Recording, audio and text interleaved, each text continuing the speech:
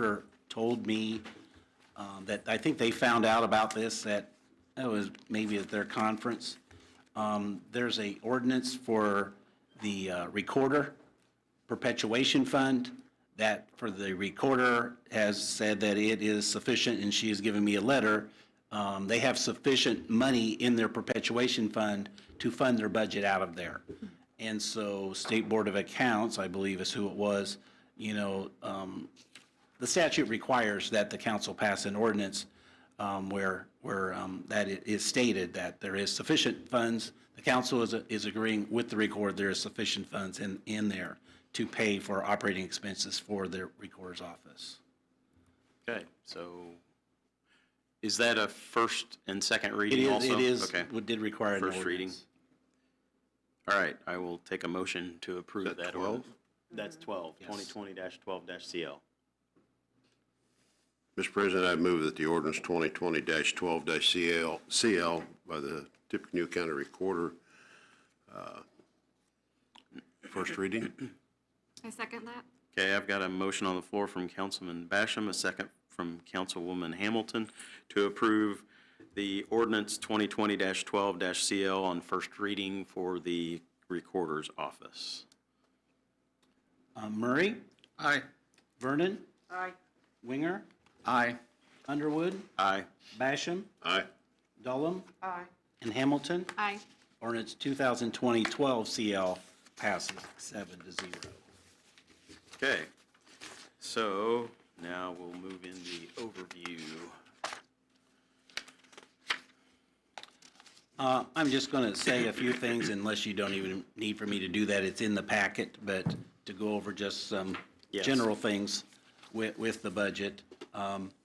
The budget requests for the general fund were 3.66% higher than what was approved for 2020.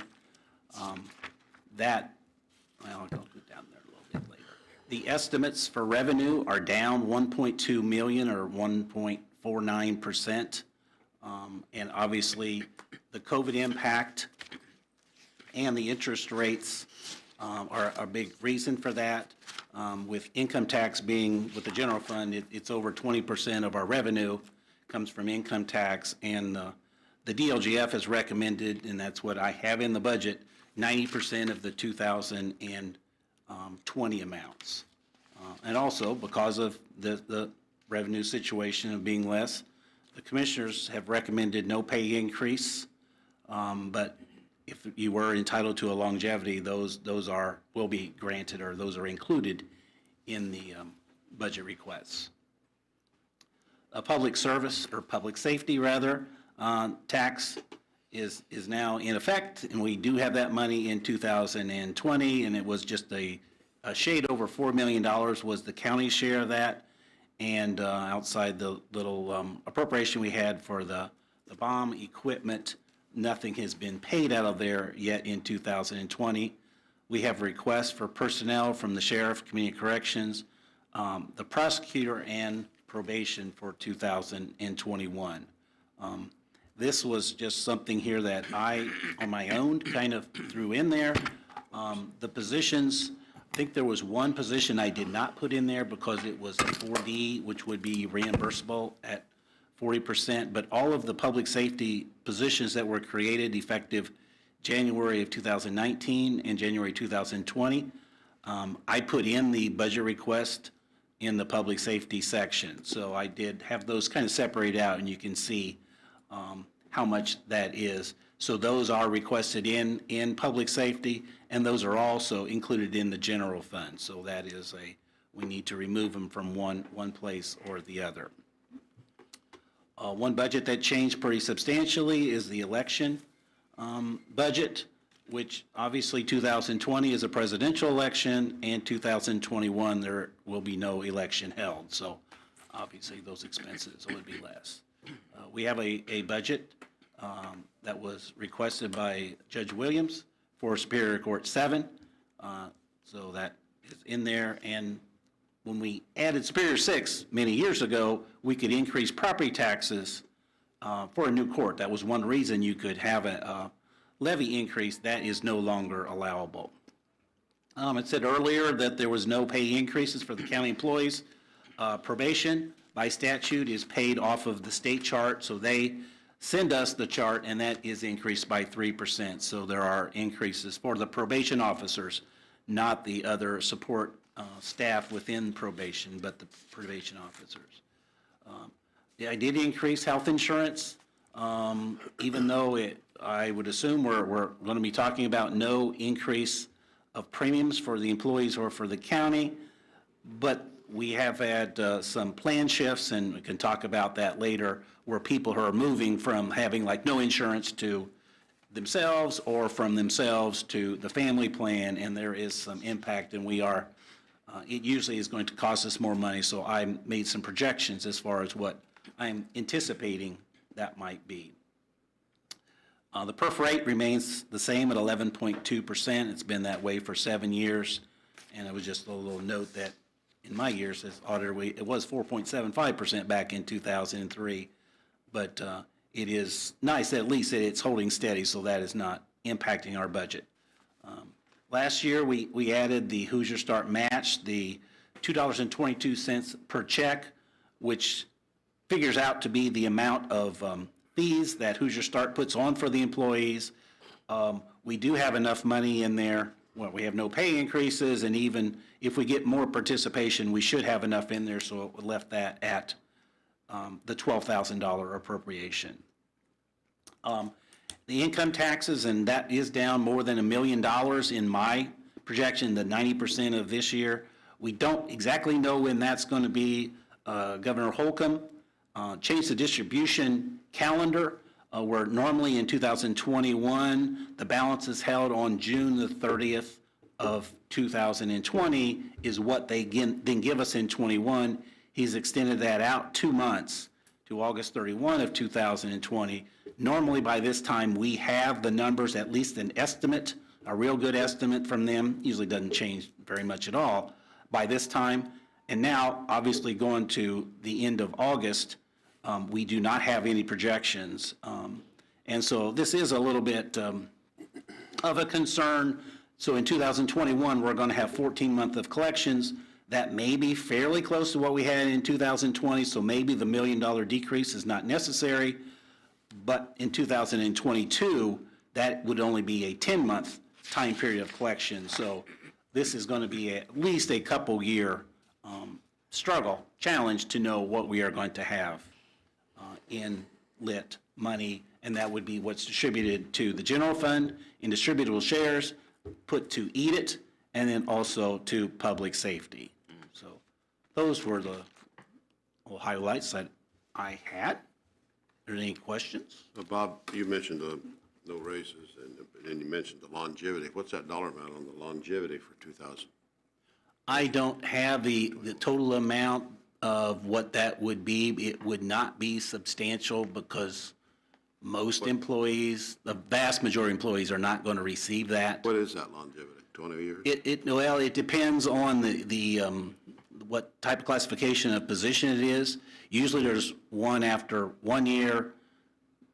Shirley can correct me if I'm wrong, 5 years and 7 years in most of it, but I think some of them it's a little different than that. Depends on, Comet is different than the exec positions. I just want to know a dollar amount for the, see what kind of an impact it had on the budget.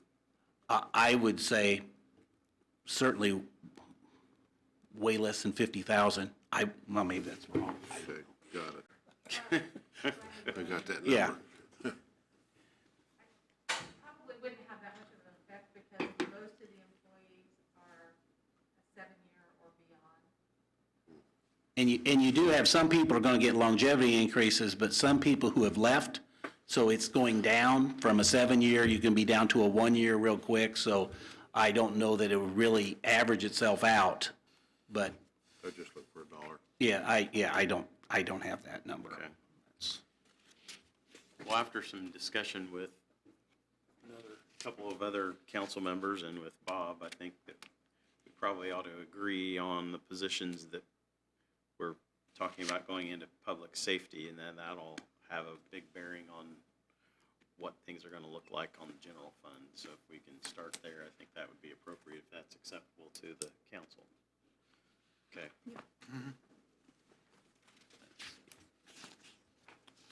And the positions that I'm, on page 93 of the book,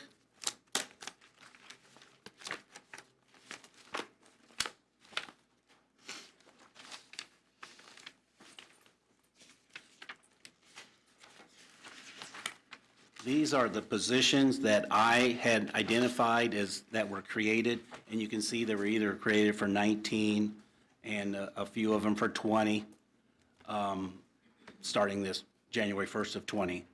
And then this is the amount of salaries. And so these are all eligible to be paid out of public safety.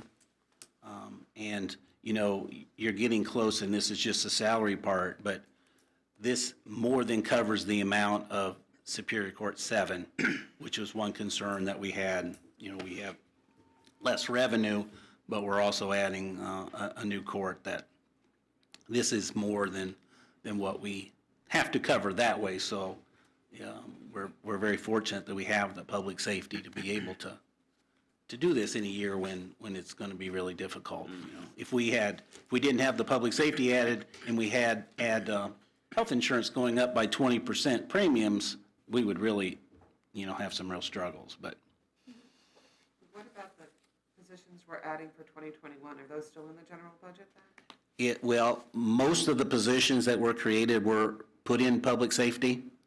Okay, But they're these are still- just the ones, these are the ones They're not in the besides. general, they're gonna go Correct. in. These are just the ones that I've moved over that were not requested out of public safety. And there's an exception or two out of other funds besides public safety, but So Bob, I have this total amount to be $3 million, slightly over $3 million, shifting page 93 over. Is that, my calculations correct? 3 million? He's adding the commissioners and the. Yeah, I made it all page 93. Oh. And now some of that, this up above here, some of these are things that were moved back to the general fund. Okay, These up here, these were things that were moved to EDIT and to cum cap based on the absolute need because we had to get the general fund. Now we have some real challenges with the cash balance of cum cap. And so we're moving these back where these historically had been paid from in the past. So these things are, I think we have these all now moved back to the funds listed here. So these are going back to the general fund. so below the dotted line is what we're looking at. Those are, below the dotted so line are the everything below the positions dashed that, line. yes. And clarify, the bottom section is separate from the middle section, or it's a total of the middle section? Because the prosecutor. The bottom is line item. is a summary of the middle section. Okay, they're not additive. No. Oh, so is that where you're getting your 3 million? Yeah. Yeah, it's on all page Yeah, 93. the 969. So I just broke it out into lines, basically. You got the sheriff is 5410 and community corrections, and then, so, yes. So the amount that we're talking about right now for public safety is the 969. And that is just the salary. So then you got Social Security Right. and PERF, and well, some of them are sheriff retirement, but, so that wouldn't impact that, but, Okay, yes. so we're all, council, all clear? So you used the thought of the offsetting new cost of Superior 7 as one design idea here. What's your thought then going forward? Well, my thought here was these public safety were funded in the general fund, even though they were public safety. We didn't have public safety, so we didn't have any option. Because we funded these out of the general fund, we had to move things out of the general fund, so that's where my little top, my utilities and professional service, so that was moved out. But now, going forward, I would think that what we should do is keep these in public safety, and then, you know, we're going to have some new requests for 2021, and then as the revenue goes up for public safety, and historically, the amount of increase for public safety is greater than like the increase in property tax. So, I mean, we have gone 5 to 7%. So as time goes on, it's not like we're not going to be able, if we use all, we're not going to probably use all of our money this year in public safety. We're probably not going to use as much as what we're going to bring in. We might, depending on if we're going to move some things in over here. But if this goes up by 7%, in 2023 or 2024, you know, that's substantial money, and we might be able to add some more positions. I don't think that we're now going to be set now. Now that we've got our public safety positions there, that those are going to be the ones forever and no more. So I think we should be able to add some each year. So we haven't made the assumption, though, that any qualified new position would be funded out of lit. In the future? Correct. No, I don't think so. No, I think, yeah. This is, Because it really frees up, because we've been adding a lot of positions, they've all been public safety, the general fund.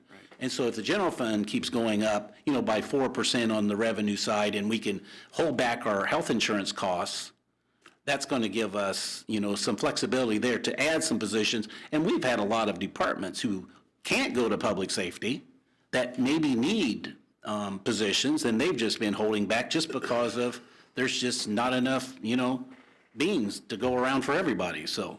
and then last question, are there more expenses than these two line items, the commissioners 1.065 and the salaries of 969,000? Those are coming out of the 2020 lit money, correct?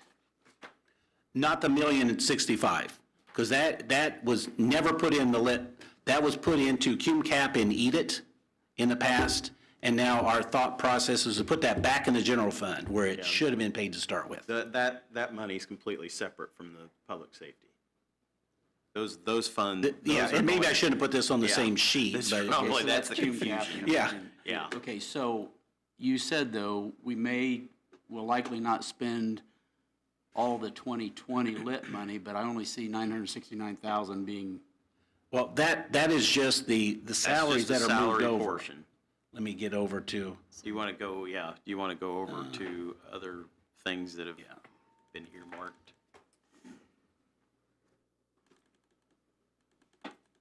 So we're a little more clear, hopefully. I'll just go through this real quick here. This is what I had at 430,000 there. That is what I'm talking about on that other sheet of the ones that I'm pulled over. And this would just be the full-time employees, that wouldn't be the sheriff deputies. That I'm pulling those over, but then I've got requests of 338,000.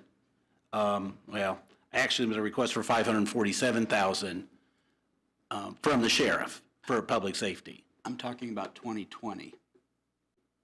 Oh, okay, well, I'm asking about 2020 lit money that we've received. okay.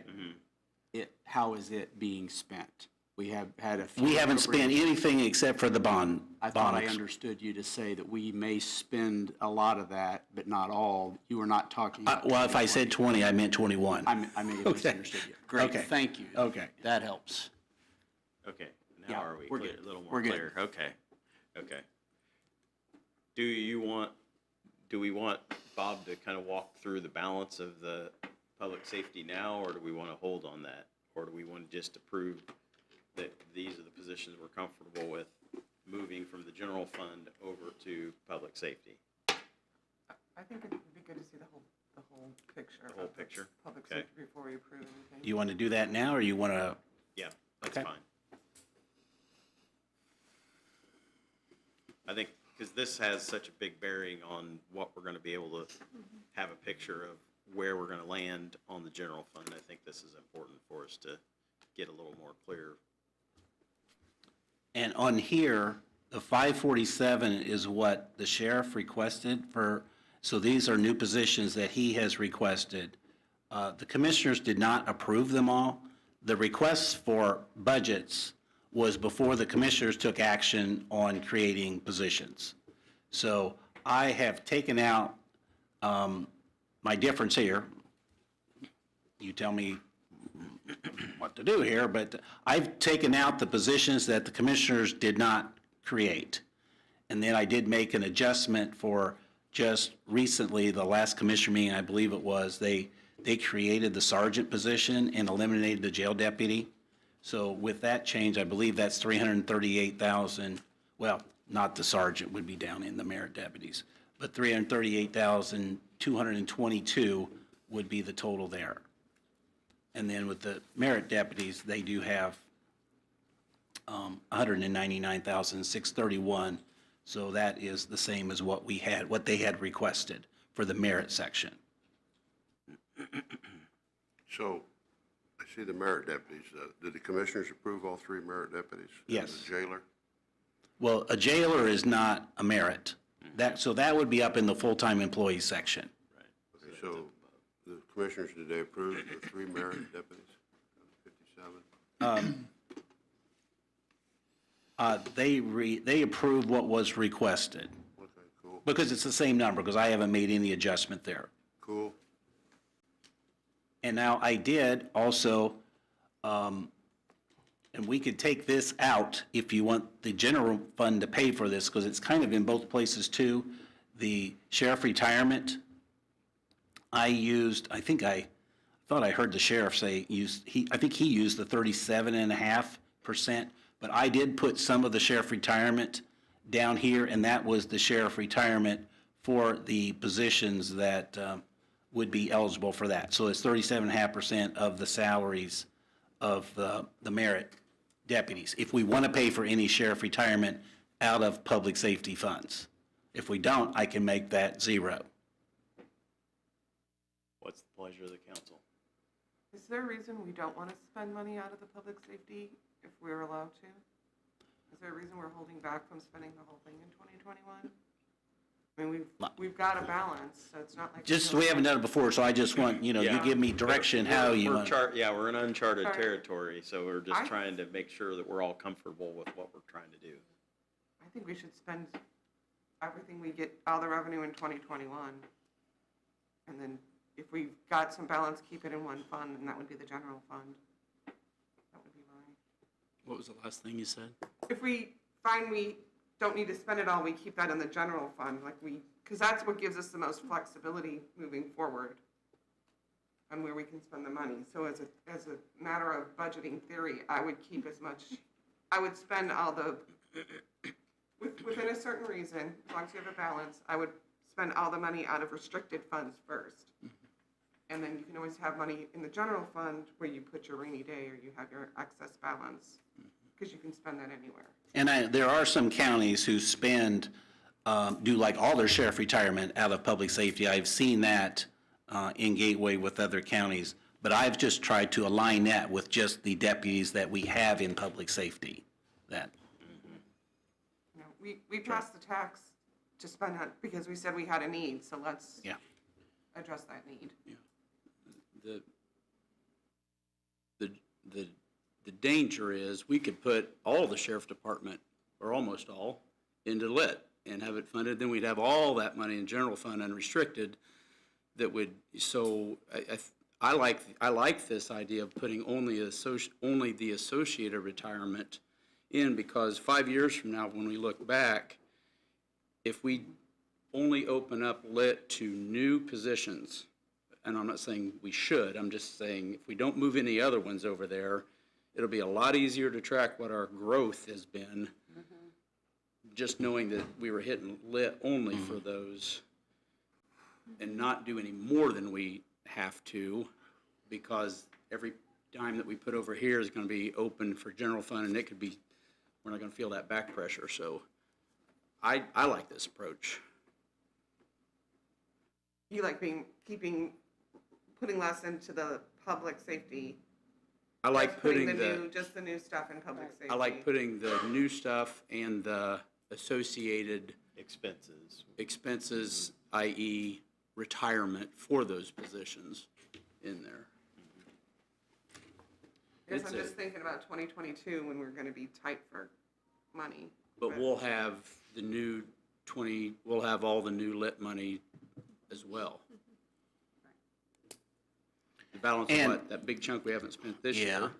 Talking to the DLGF budget director during their shutdown and our shutdown, talking to him numerous times while he's working from home, there is a possibility that we will be receiving a special distribution in 2021 for excess funds for all of the lit things, whether it would go to the general fund or eat it, or it would not be for here.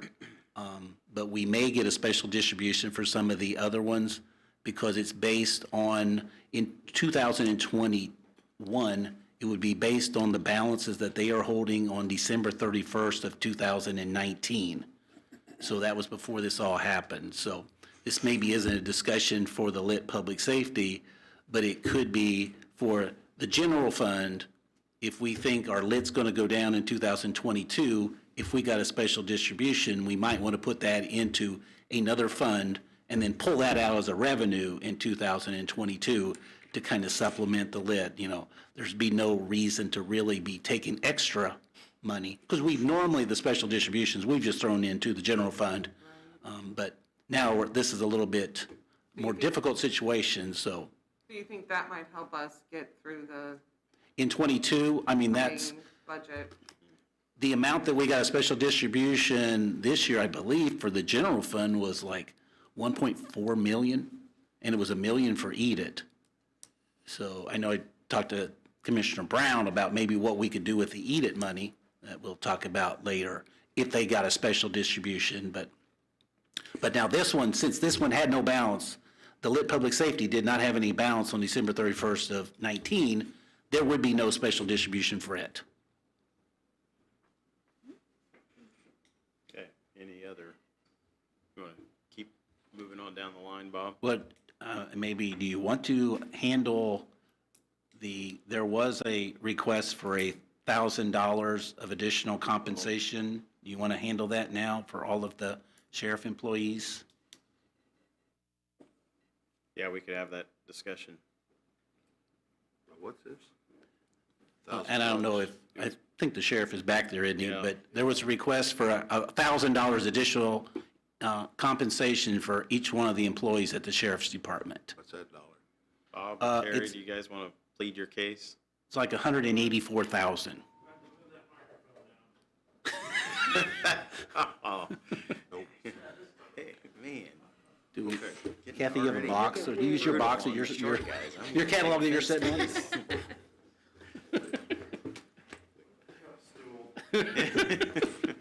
What that was, and as I explained before, was we understand we're not going to get a raise. The money's tight all around, as you guys were just going through the lit money and moving positions over, and you can't move positions over and completely drain that fund because you don't know what's going to happen in the future. So you could have somebody who gets a job, and then there's just no money there. So how do you can't tell the person they don't have a job anymore. So my thought was, we have, and I'm not saying our department's better than anybody else's, but in a sense I am, and like I told you before, I would hope that every person that leads their department would think they're the best. But we have a unique situation in that we had to come to work every day. They've busted their humps to keep this out of our jail. We've kept it out of our jail. They've worked over hours. We had the incident at the courthouse. We had people working 36 hours straight. I thought this was a way to use the lit money to give them a bonus. And that's why I put that in there. I'm going to bat for my team. They worked long hours. I worked long hours. My $1,000 isn't in there. I didn't ask for myself. I'm required to do this. It's my job. But that's what that was. $1,000 bonus to everybody to say thank you. We know you're not getting a raise next year, but thanks for everything you were doing to work through this, unprecedented time. Who in the heck would have thought we'd be working through a pandemic? But that's my case. And I understand we had a discussion. I get it, but I got to ask. Yeah. So that's the request that the sheriff is making. Kevin and I had a good discussion with the sheriff, and we realize what they've gone through, and when you look at keeping it out of the jail and the plan that they immediately put in place, and We other, were way far ahead of any other departments. other counties were calling our sheriff and saying, what are you doing? What's your plan? And we appreciate law enforcement. But we also equally appreciate everyone else that's worked in the county, and I just am real concerned about the precedent that we're setting and the amount of money, especially in this year. So that was, the discussion that we had with the sheriff and with the captain. So I guess I would love to hear other thoughts from the rest of the And I think council. Councilman Basham asked about the dollar amount. I think he came to like $200,000. It was Is that what almost it was? 100. It was a 100. 184. See, I just saved you money like that, John. 16,000 right off the bat. Any other questions? I'm an open book, so. Yeah, any other questions for Bob? I think we got a lot of numbers to look at. It'd be way premature to try to I thought say it was whether we too, should but do I this or didn't not. want to come up Yeah. here first, Yeah. but I did. Well, Yeah. since we were on this, I felt like it was appropriate for No, I us to get at it. least have that in our mind in terms of the thought process and what we want to do or not do in terms of this at this stage.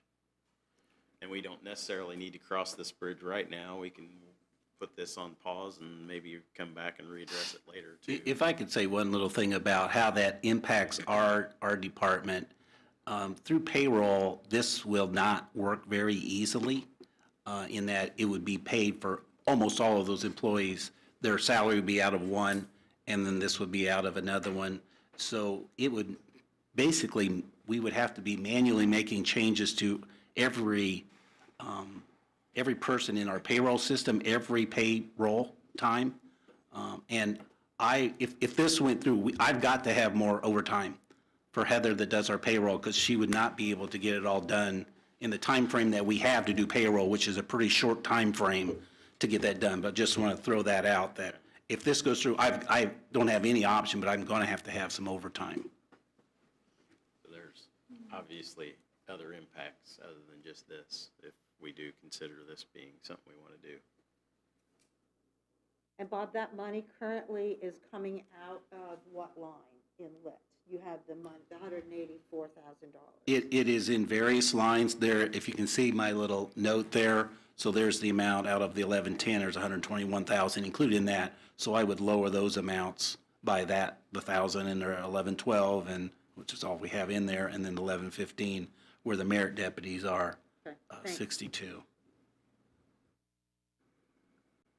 Okay. Thank you, Bob. Thanks. Any other discussion on this before we move on down into the other public safety areas? Nope. We'll move on down to community corrections area. And community corrections on this line here, the first one, the 206-828, that is that I took out the positions that the commissioners did not create. And though that number changed, I received a new budget and salary statement yesterday. When this went to the commissioners, the pay classifications were not known. They had not been back from Wagner yet. Okay. So this is, I just received this from Kelly yesterday, the 206-828 is what they're now requesting. So is that- That is after we've taken out the positions the commissioners did not Not create. approved. Yes. Okay. I'm just making that assumption that Sure. if the commissioners didn't create it, you're not going to want it in there. Yeah. Is the rest of the council in agreement that if the commissioners did not create the position, it's not in the budget? Okay. Just wanted to make sure we're all clear on that. Okay. And then the 87,680 is the amount that you were saying. Correct. We Moved could over shift from. over from the general Yes, fund. yes. Okay. Anything else that needs to be explained? Questions from the council? If not, Do you need anything on the 81,000? I don't know, or we can do this when, if Jason's going to be here Yeah, I for the, think- to explain some of his do you other remember, operating. Ben, right offhand, that one was the, I believe the 81,000, other professional services were shifting just things around a little bit. yeah. It wasn't necessarily anything new, it was just moving more to a, I was trying to recall. just shifting line items around, I believe, is what it was. From the general fund Yeah, to this? General fund. Yeah, I've got it. And I probably have my notes over there, but I'm not finding the page.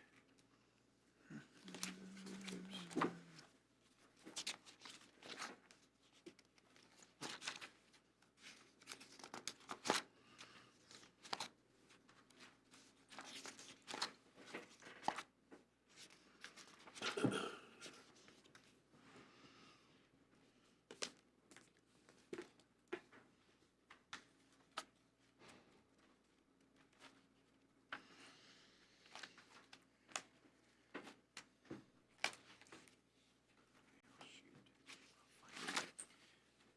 believe it was the nurse, Yeah, that's where. along with $26,000 of other services for medical from the general fund, shifting to the public safety.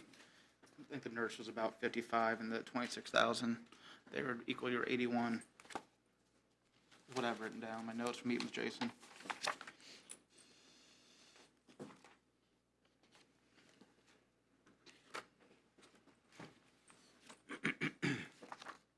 Okay. Oh, you shifted over to theirs. I did, I was going to look at that. That's- Okay. I'm back. On into the prosecutor. And this was the commissioners, again, there was one of the two that they did not create. And I don't want to answer for Pat, but I think this is because of the new court was his new employee request. And then we had some that I had moved over. So we've agreed with Pat that he requested 2 DPAs and 1 digital forensic assistant. Commissioners only approved 1 DPA and the digital forensic assistant. Right now, there are 2 DPAs included in the budget. You'll have to say exactly what that 191 is there, but there's also a DPA included in the law enforcement warrant fund, the El Rodeo money, which probably isn't the best place for it because that's going to run out in a few years. So this is the 191, 2 DPAs plus 1 digital forensic assistant here? That is what he requested to start with. Correct. Yes. That's what It's the all- 191 is. Okay, so the 123 is one DPA and Less. 1 digital forensic Yes. assistant? Okay. That would seem to make sense if we stay with that plan then, and make sure then we don't have that DPA in the El Rodeo money. Yeah, and we did have, and I'm not sure if that was in your book, I hope I shared that with you, but we got a revised budget on the El Rodeo fund because of, it is running out of money quickly. Yeah. How much, wasn't there 7 million in that El Rodeo? I don't think there was 7, I was thinking maybe I was 3, before. I looked. More but, like 3 or 4. Yeah, I was thinking 3. Yeah. but it's getting down. I mean, he's used it, Yeah. yeah, like he should. I went over to, And then the 228 is what you already moved over, so Yes. that looks sound. You agree with that? so Lisa? what are we down to in the dollars in the El Rodeo? Oh, we're down to like $1.2 million or something like that. Oops, there it was. I just went past it. Leave it. The, 417,000 at the end of June. I was only off by 67%, How much is it? I can't see. 400,000. 400,000. Just my thing doesn't go that far, but at the end of 15, there was 1.5 million, so Yeah. that's not something we can rely on, just throwing Boy, things that over went there. fast. And where does that money come from, those funds? The El Rodeo Yeah. tax When they recovery. went, and the police confiscated. Yeah. I would have looked Right. at chart courthouse. It's up there. It's Law Enforcement Warrant Fund is actually what it's called. We were floating pretty high then.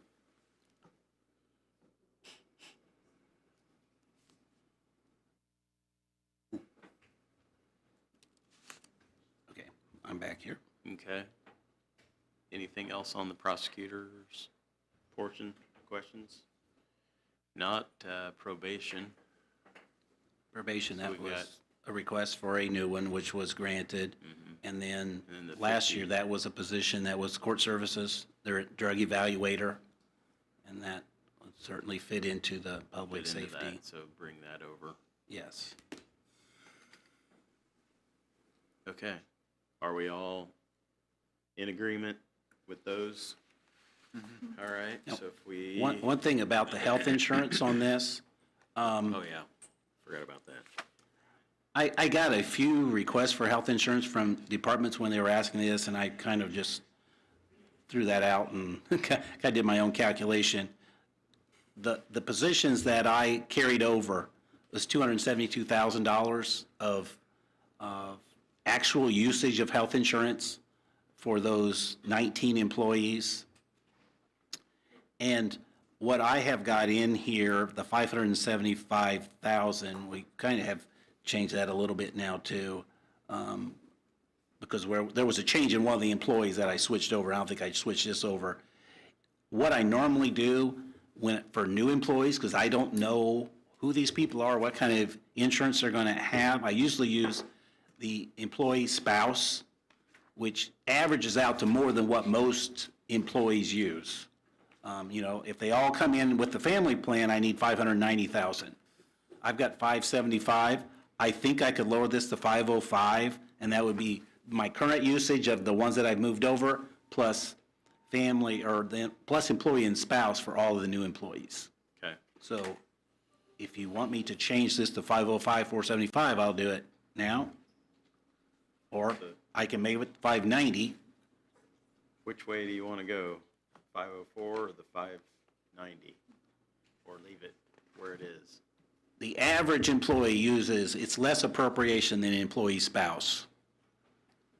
Some are higher, some are lower, but, when you're looking at the countywide average, now I'm only talking about, 14 employees. But Aren't we trying to use our best estimate of what is actually going to happen? yeah, Yeah. So that probably would be appropriate, I would think. to use the 505. Yeah. 505. Use the 505. Okay. Agreed. So that takes us to a total, as of now, at what? Little less than, Little less than less 3 than 3 million. million, and I'm using the 3.6. 0.6 is the, We did receive an estimate of revenue, whatever that's worth, and that's what they say, it's of $3,582,343. Because they don't even know how much money they're going to have in there, but law states that they have to tell us by July 1st, and so they did. okay. And so I'm not sure I would want to change that, but I think I advertise 3.6 million in expenditures. So we can, normally all the other funds, when I advertise, we cannot approve more than what we advertised. And this is the only fund that I did advertise more than the requests. So I advertised 3.6, so we can go up 600 and some $1,000 here without any issues. Okay. So are we all comfortable with where we are at this point? Yes. I see Judge Morrissey is waiting in the hallway. I think this might be a natural point to shift gears if that's okay with the council. Okay. Judge, is he out there, Tom?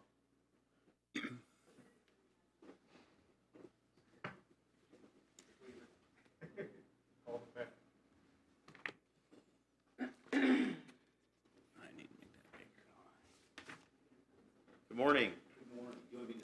Do you want to come to the mic? There's one right here by the post. I don't know if you can see it.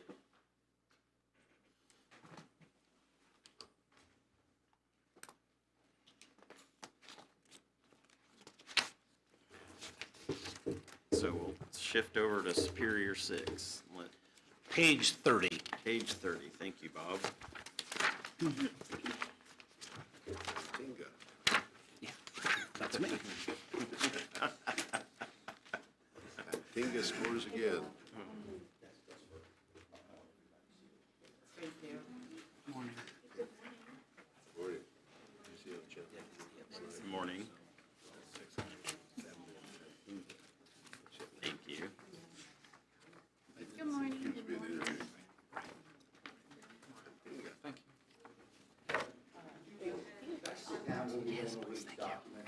Sure. Yeah, Kent, could we move a mic so that Judge could sit while he goes through the numbers? Well, I'm sure we'll be able to hear you, but they want to be able to make sure that people that are watching can hear.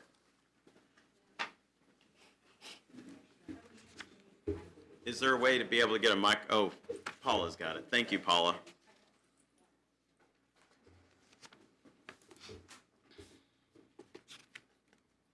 All right, I'm Mike Morrissey, and I'm judge at the Tippecanoe Superior Court number 6. What we're here for today is a request for some overtime funding in the 2021 budget. And I wanted to review some documentation I've been the judge here now for 20 years, and to my recollection, this is the first time I've appeared in front of this body to make a special request for some funding. So it's not something that I take lightly. What I wanted to do first was just go over some of these documents that I've passed out to the council and to the commissioners. The first one that we have here is the weighted caseload study. And most of the documentation I have covers calendar year 2019. It's the last full calendar year, obviously, that we could have. And I'll address some of the 2020 activity in a few moments. So the first one is the weighted caseload. State court administration assigns time values to each case type and applies these numbers to each court to try to determine the time expended by each respective judge, okay? So the standard would be 1.0 would equal the normal time expended by a judge during the course of an entire year. Mine is 2.01. So what that means is, based on state court administration numbers, I'm doing the work of 2 judges, okay? Now, when you look at the other Tippecanoe County courts, we're all high. We're a very active county. But I'm the highest judge with a 2.01 in entire Tippecanoe County and all the contiguous counties. I'm also one of the highest in the state at that 2.01 weighted caseload. So that's what that first document represents. The second document that I presented is the new case filings for calendar year 2019. You'll see that, again, 2,180 for circuit all the way up to 12,350 for Superior Court during calendar year 2019. So the filings assigned to Tippecanoe Superior Court number 6 represent 46% of all the filings here in Tippecanoe County. Okay, now I'm going to point out, and the next document covers this, the next is the breakdown of cases filed in Tippecanoe County. So you'll see that 8,800 of those are traffic infractions. Those are the cases where you'd be dealing with speeding, running a stop sign, running a traffic signal, those types of cases. So don't take a great deal of administrative time from my standpoint, but I'm going to explain in a little bit how it does still cause my staff to contribute quite a bit of time. But again, if you look at the numbers, I'm doing the work of 2 judges, and we have 47%, 46% of all the filings here in Tippecanoe County. The next document that I have is revenue by court. And is Julie in here? Julie can correct me if I'm wrong. I think this is the actual number of revenue returned by the state to the county. She had provided some information about assessed amounts, collected amounts, and whatever, but I believe that this is the report to and corroborated by state court administration that actually shows the revenue returned by the state of Indiana, and that would be money paid to the state by the county from collection of court costs.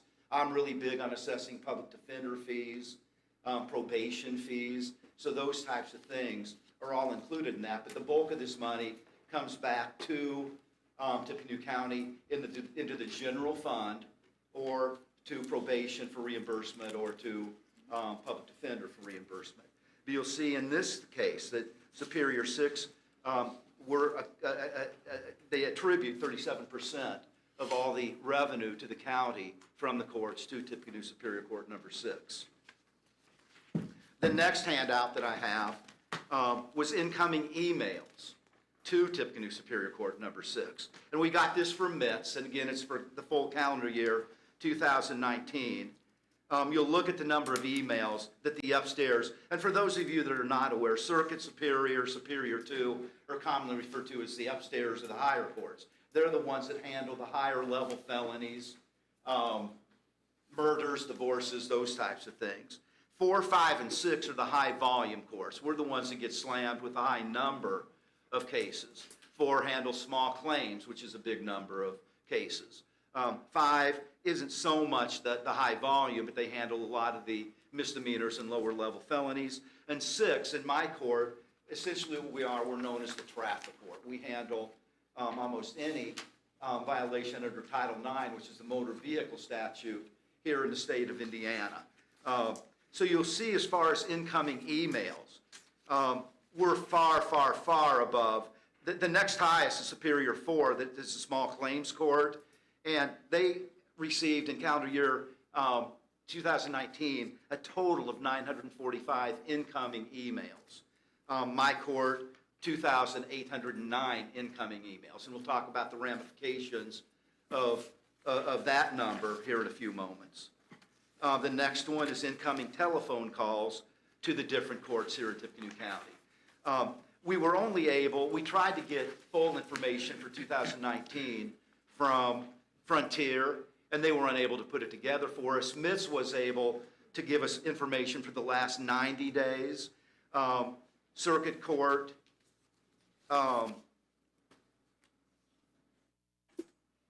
was 2,516. Incoming telephone calls, Superior 5, 1517. Superior 4, 1,339. So that covers the three high-volume courts. And then a significant drop-off when you look at the upstairs courts that handle the divorces and other work. So I divided that by the 49 business days. That works out to 51 incoming telephone calls per day. My staff has said that anywhere from 5 to 10 minutes are devoted to these incoming phone calls, looking up data on the computer, pulling up BMV information and the like. And so with 51 incoming phone calls a day at 5 to 10 minutes per call, that's 255 minutes on the low side, 4.5 or 4.25 hours per day, and as much as 510 minutes per day, which would be 8.5 hours each day on incoming telephone calls from defendants. And that's above and beyond dealing with emails as well. And the last one, and this is kind of an arbitrary figure, the last 2 weeks I had my staff keep track of the number of walk-in traffic, okay, which is something that, again, the upstairs courts just generally don't see. We had approximately 20 per day and computed, again, at the high side perhaps, 10 minutes per walk-in, 200 minutes a day, 3.3 hours per day dealing with walk-in traffic. So what I want to do is take just a few minutes to kind of tie these numbers in to our request for some overtime pay for the next calendar year or next budget year. First, we're an extremely busy court. I think that's apparent, both at my weighted caseload study, the number of filings, the revenue generated by my court, and then the number of emails, walk-ins, and telephone calls. And I'm doing about twice the load of most judges in the state, not quite twice as the other judges here. And I greatly appreciate 2 years ago the council and the commissioners allowed us to hire an additional court reporter. So we've got one more court reporter than the other courts do, and I really appreciate that. And it was badly needed, but I do appreciate the commissioners and council's participation and contribution to the court in that regard. But we're still essentially staffed as one court. You know, again, my 2.0 weighted caseload, I'm not here asking for 6 court reporters, 2 bailiffs, 2 administrative assistants. But, you know, I'm happy with what we have, but we do have some issues getting everything done in a normal work week. It's important to note that for every hour I put in as a judge in the courtroom, I'm generating probably 2.5 to 3 hours of work for my staff. And that comes in the form of preparing court orders, BMV data entry, CCS entries, which is a chronological case number, or case summary. And we handed out, most of you or a lot of you have a CCS record from a defendant. And the reason I pulled that one up, I'm not saying it's typical. There are some with lesser entries, some with more. But the one I handed out just happened to be an individual that emailed us on Sunday evening. And it was an HTV case, habitual traffic violator, level 6 felony. And you'll see we've got 5 pages of CCS entries. That includes entries from the date of filing all the way through entry of judgment. Then he didn't cooperate with the sentencing order. We've had him back in numerous times. We've had warrants issued. Again, not necessarily a typical CCS for a felony, but not out of the ordinary to see 5 pages of CCS entries. I'm just going to ask that in your spare time, take a look at that. And those entries don't come out of thin air. That's my staff making those entries. based on activity within that case. Then there are collateral documents, specialized driving privileges, traffic amnesty orders, fail to appear warrants, fail to appear and fail to pay license suspensions with the Bureau, dealing with petitions to revoke probation, preparation, filing Department of Correction abstracts. So all this work comes in above and beyond what you might see in other courts. And I want to give you an example. Probably the court next closest to us in terms of activity would be Superior Court 4, which is the small claim court. So that's their big number, is small claims. Typically what you're going to see in one of their cases would be the filing of a complaint for damages, and then setting a hearing, entry of a default judgment, okay? Then there can be post-collection efforts made that would result in some more activity. In our cases, we have a filing of a complaint by the prosecutor, usually set for a jury trial, gets bumped a few times because we can't do, we set 10 priority juries every Thursday. Those that have attorneys that aren't in the top 10 play a little game and just say, well, we're going to bump this, we aren't going to plead now. Some do, but it just gets continued and continued until finally they're in the top 10 and their attorney says, you want to go to trial or do you want to plead? Defense, so I don't have a defense, I'll plead. They could have done it well before that, but in the interim, this gets continued and reset, continued, reset, judgment of convictions then entered. Then we have to do entries to notify the BMV that, hey, we've got a traffic-related violation. It has to be reported, what we call an SR-16. My staff will prepare those in the cases that went to court. So that's data entry being sent to the BMV. Now, my staff will tell you that it takes maybe 2 to 3 minutes to prepare that data entry with the BMV. But you multiply that by 1,000 or more, thousands of cases every year, and that 2 to 3 minutes becomes an enormous number. Okay, but they have to do that. It's required. They have to enter information such as the date of the conviction, the code that it follows under, the nature of the conviction, and the duration of the suspension. And that all has to be reported to the Bureau. It's amazing that I will have a defendant in court that should have 3 or 4 prior OWIs, and maybe one was an upstairs court case. And I look at their Bureau and it's not on their BMV record. So I'll inquire into why. They didn't know it had to be reported to the Bureau. We do, and when we take our job seriously, but it does result in a great deal of extra work, even though it might be a simple entry, simple data entry, but when you multiply it by the thousands of cases that need this information, it really, really adds up. And then we have, as I indicated, DOC abstracts, which are like documents that go to the Department of Correction that tells the DOC how long I'm incarcerating somebody and whatever. So we've got a lot of collateral documents that need to be prepared and filed by staff with different entities that the other courts just don't see. Now, they do have to prepare the DOC abstracts, but not the data entry with the BMV. So I just wanted to point out that, again, sounds somewhat innocuous. Oh, sure, it only takes a few minutes to prepare that. But when you multiply it by the thousands of cases that we have to deal with, like I said, it is an enormous task and time-consuming task. We also have to routinely deal with a barrage of emails, cell phone calls, and walk-ins, as I've indicated in a few of the exhibits that I distributed.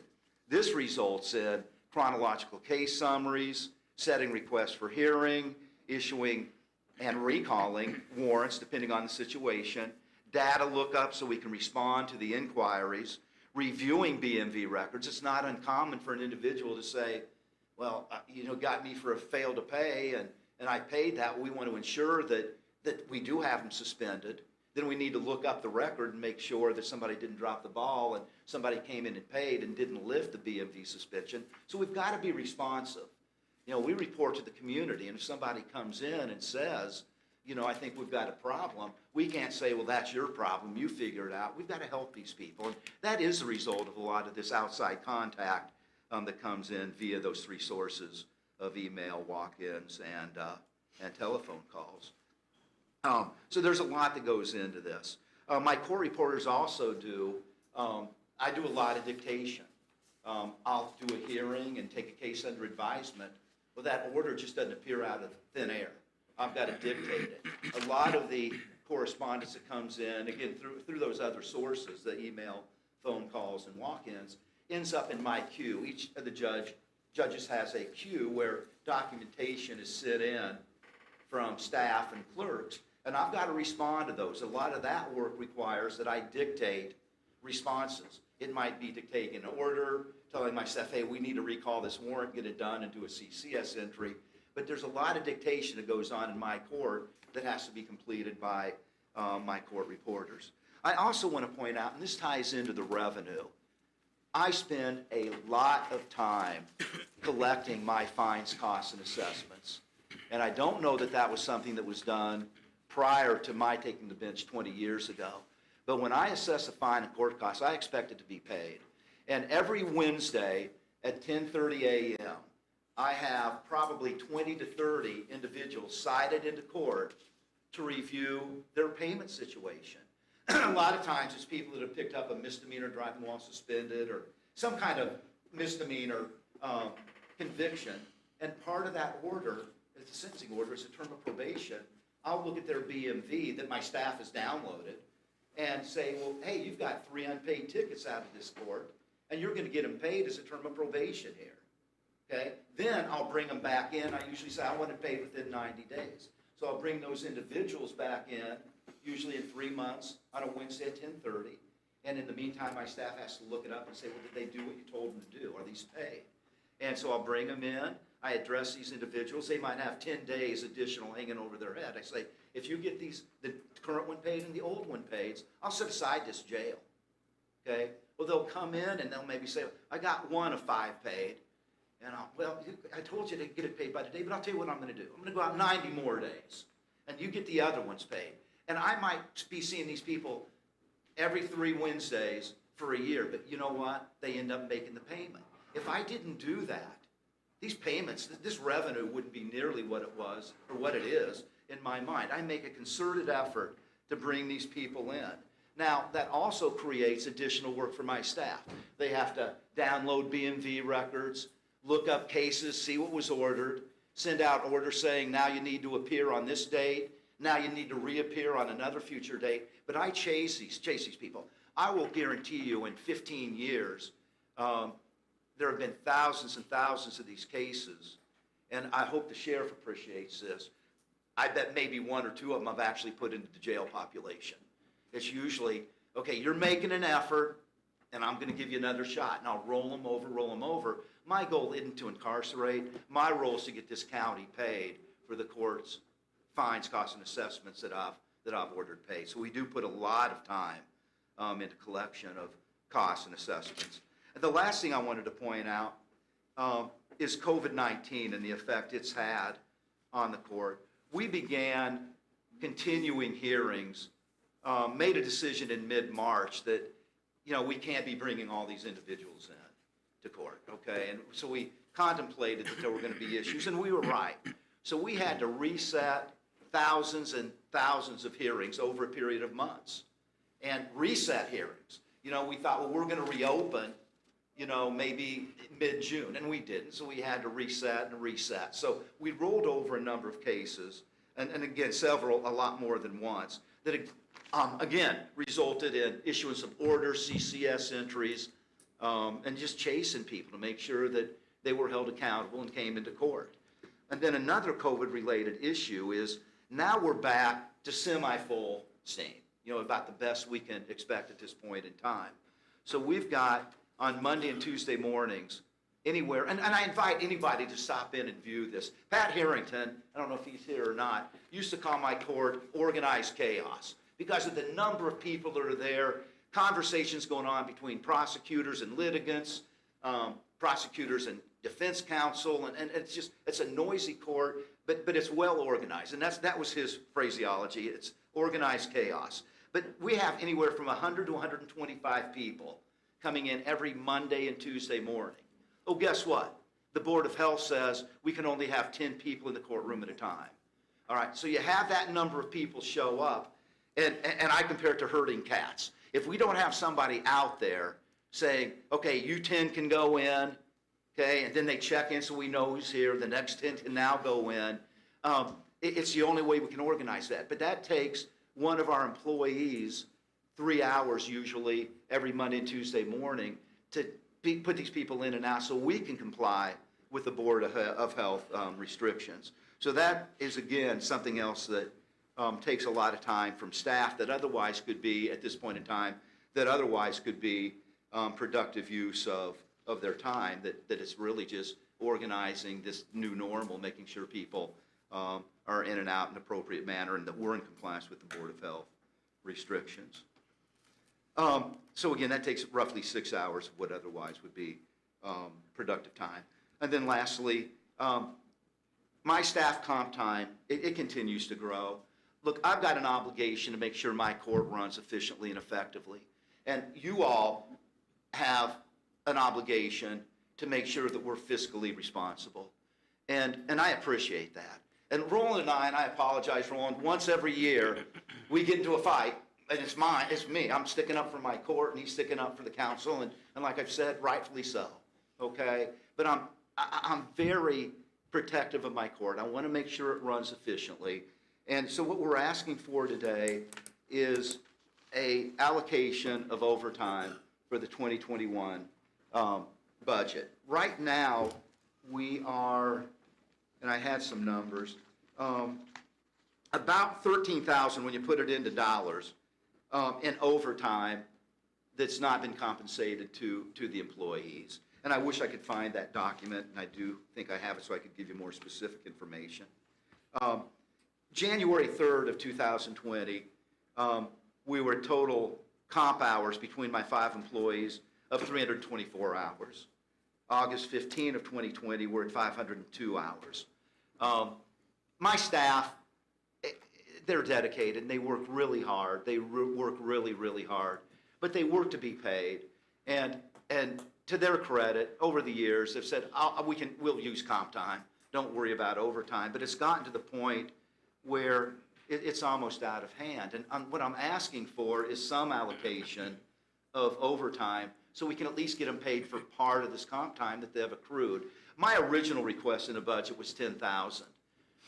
I increased it to 25 because right now we're at 13,000 in accumulated comp time overtime when you put it into a dollar figure. And it's not going to get better in the foreseeable future. So I bumped it to 25 thinking we can head this off at the pass. But I do want the council to perhaps consider some kind of compromise, give us some overtime so we can get some payment made, and then I can force a request, and I think they would happily use their comp time as an alternative to payment. But it's just gotten out of hand. And do bear in mind, we're a little bit busier than the other courts. And this, it's easy to sit back and say, well, you've got one more extra court reporter, but we're doing twice the work according to weighted caseload as a normal court. And again, I'm not here to ask for additional employees. I'm here to ask for maybe one overtime allocation in the 2021 budget. The last thing, and Roland, I don't know if you're going to bring these up. Roland did pass out 2 exhibits. I just wanted to make a very brief comment about the 2 charts that he distributed last evening.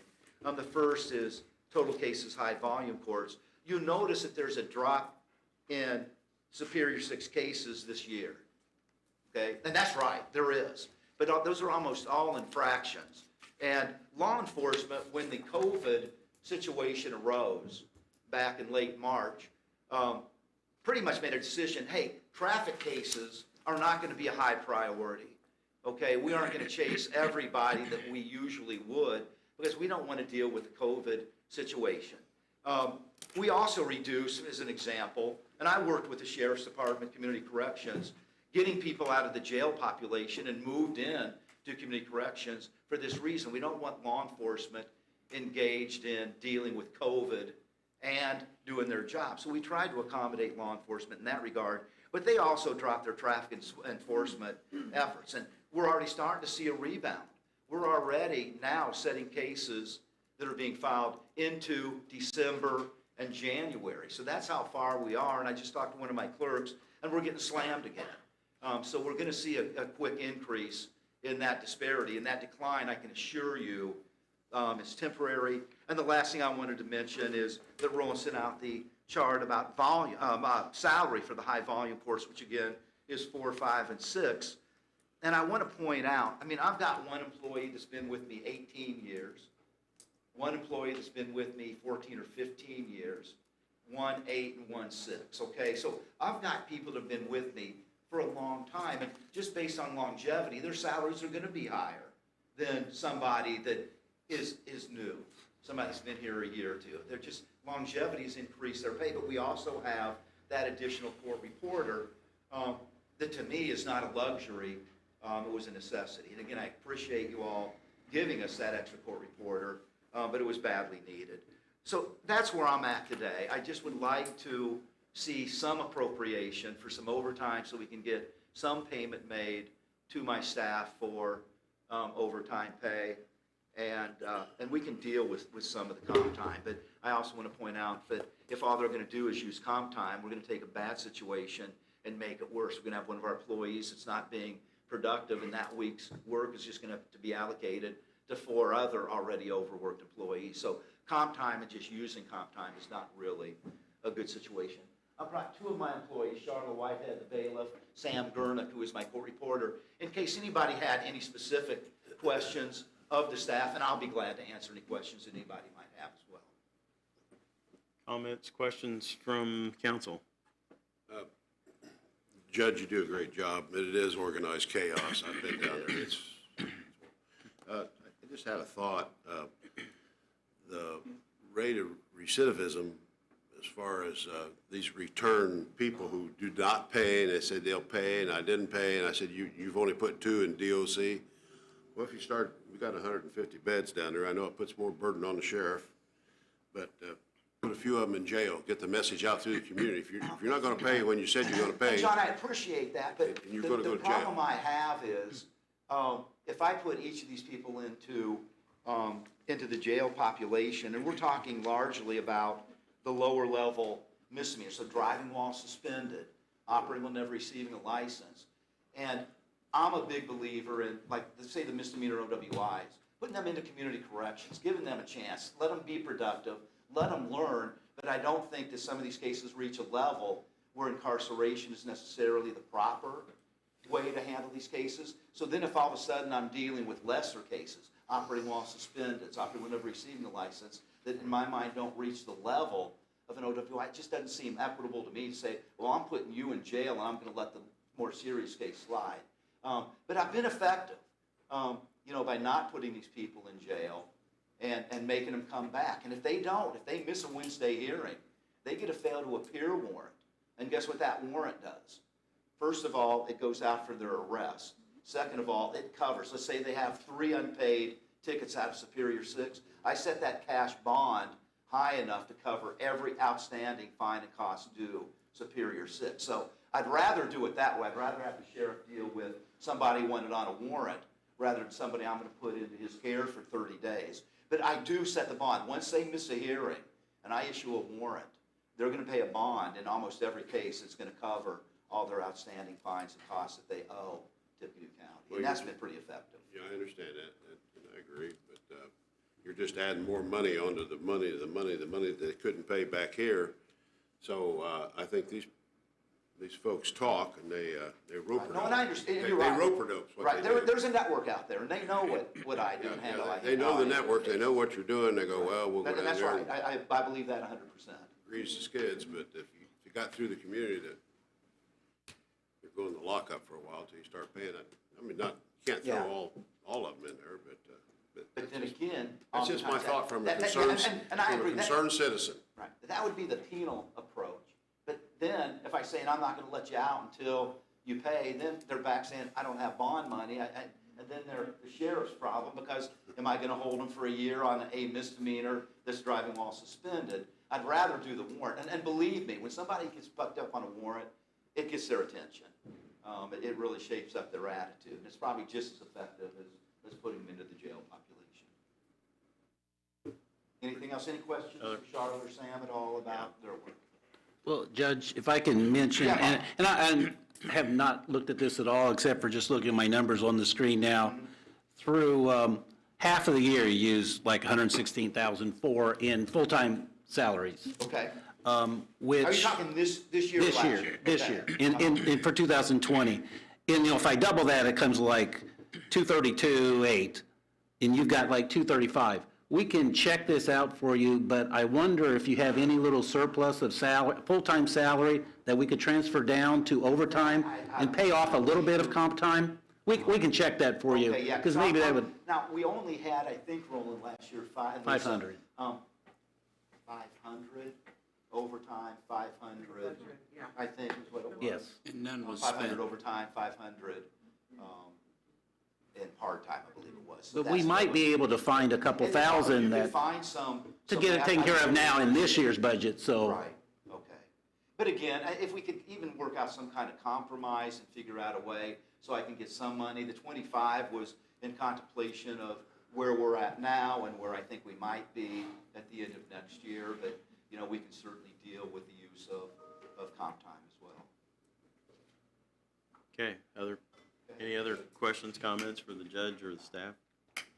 The reason I brought that up, because I know how the community feels. No, The community feels, hey, I'm out here working every day, I'm paying my dues, I do what I can, and we're paying taxes and blah, blah, blah, and all And that, and I people hear it don't- everywhere I go. And if people don't think that there's not a network that's out there where people say, hey, here's how the judge handles these, and, you can jack them around, it's out there. And that's why I don't let them jack me around. Anything else? And thank you all again for your time. I've got 50 people sitting at the courtroom waiting for me now, and I appreciate your consideration, and thank you for all you do. Thank you, Judge. Thank you.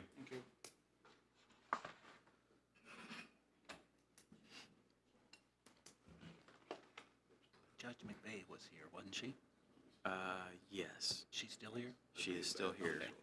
I have no rearview mirror. Do we want to have any further discussion, or we have a couple of judges actually here with us? Judge McVeigh, and I saw Judge Williams pop his head in too. Do we want to hear from them before we move on? While they're, at While least they're while they're here, I'd here? say we do, Would that yeah. be okay? Yeah. Yes. Can I just ask you and Lisa a question? Did you address the $500 that hasn't been spent at this point? Tried to, yeah. Just, it was acknowledged that it hasn't been spent. And the issue that prompted all of this is one employee has hit their 250 max comp time hours. The number of comp time hours accumulated in 2020, when the anomalous drop-off occurred, has been an increase of 200 hours from January to before now. Whereas they had about a 300-hour balance that increased by 200 in 2020. So there's a lot here. But to answer your question, ask the question, hasn't been appropriated. So we probably will need to have further discussion with Yeah. respect to that. Yeah. Thanks. This one isn't an easy one. Judge McVeigh, do you want to come up to the microphone? Do you have things that you wanted to address with respect to your? I don't have any specific requests beyond, or need to discuss beyond what I've requested, but I'm certainly willing to answer any questions and discuss with you what concerns you might have. Thank you for coming over, Judge McVeigh. Everything's pretty straightforward. Her two big items were pauper and the evaluations. After meeting with you, Judge McVeigh, we met with the PD, and they feel pretty well equipped to meet the needs for your court, save some conflicts or whatever. If you look back on Superior 5's pauper history, you can see we had some big numbers in 18 and 19, but that was because a lot was being farmed out. We made some PD additions for Amy's staff, and she feels like she'll be able to primarily cover. So we put 40 in the budget for this year, anticipating that, but you can see we've only spent 5,800 this year in pauper. Granted, it's a weird year. But with Amy being able to supply those needs, if you look up at 4, Judge Zeman has agreed that the 30 is excessive, again, because of the PD additions. We're going to put 5,000 in her budget.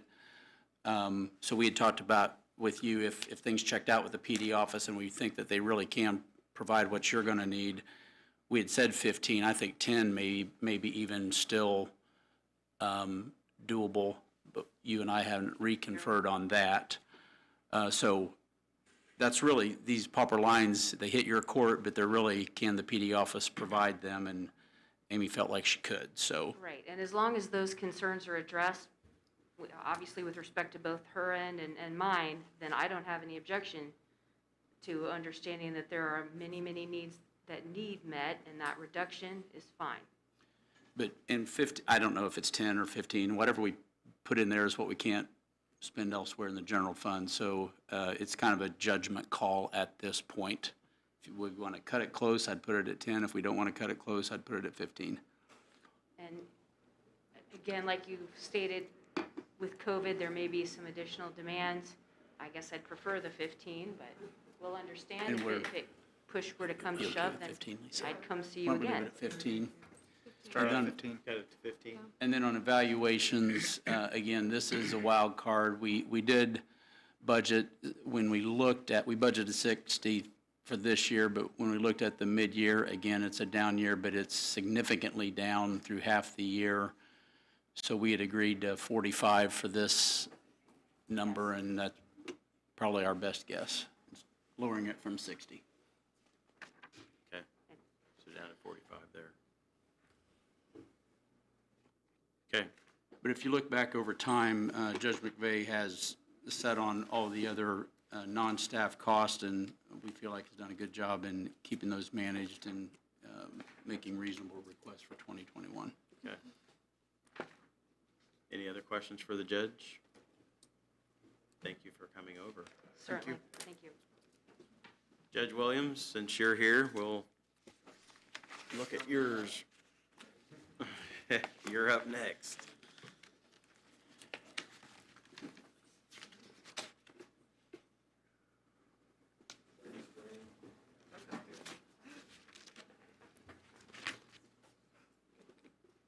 I'm here, I guess, on two different ones. Am I permitted to put this down, because I can't see if this?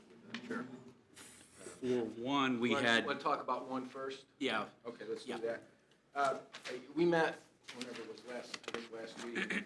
Frankly, I didn't realize we were doing it by video, but it worked out really well. I'm shorthanded right now because of a positive screen, so I've got someone who's out for 2 weeks, and I think for another 2 weeks after this. So we're running a little crazy over there, but I don't know that there are any real questions that I have in terms of the numbers that were there. yeah, we didn't have any changes for one. Okay. No changes on one? I'll tell you, the one thing where we talked to Judge McVeigh about the evaluations, we are seeing a number of applications for evaluations for determining the competency of defendants, all those types of things, and that's just going to keep going up. I know I'm not the only judge who has mentioned that we have seen. I think, well, Judge Meyer, if you asked him, he'd tell you the same thing. We seem to be getting a lot of those requests for those evaluations. So I'm not sure, as you said, the wild card. Who knows? I just don't know. And you might speak also, the pauper line item is a big number and it's grown, but that's not necessarily true pauper counsel for Judge Williams' court. You might speak about appeals just a moment. Yeah, Bruce Graham, I think, might be up to 5 per court, but after Mr. Graham, who I saved for our jury trials, and I think last year we had 17 or 18 criminal jury trials, and if there's a conviction, I saved those cases for Bruce, so we don't have to pay anything more for them. I mean, if it's a 5-day murder trial, I'm going to give him the case because we're not having to pay all that extra. But when you have that many jury trials and we then get the appeals filed, we have to find pauper counsel to pay for those. I don't know if there's another potential for or not another person through the PD's office to help carry some of those. I'm not sure if it's cost effective. I don't know the answer to that.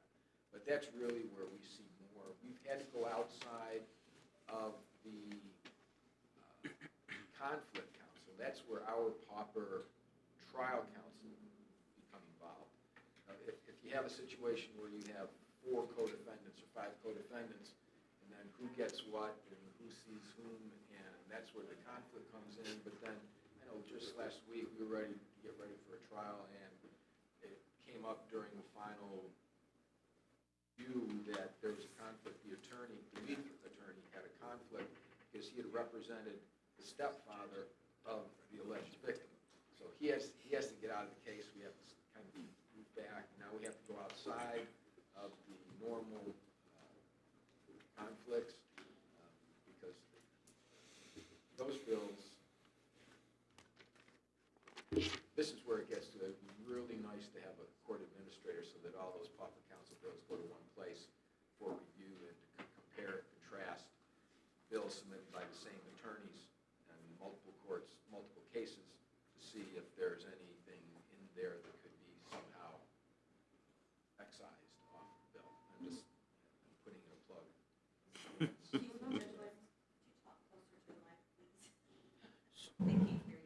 Oh, this is kind of like the new systems that are being put into the courtroom that aren't working right.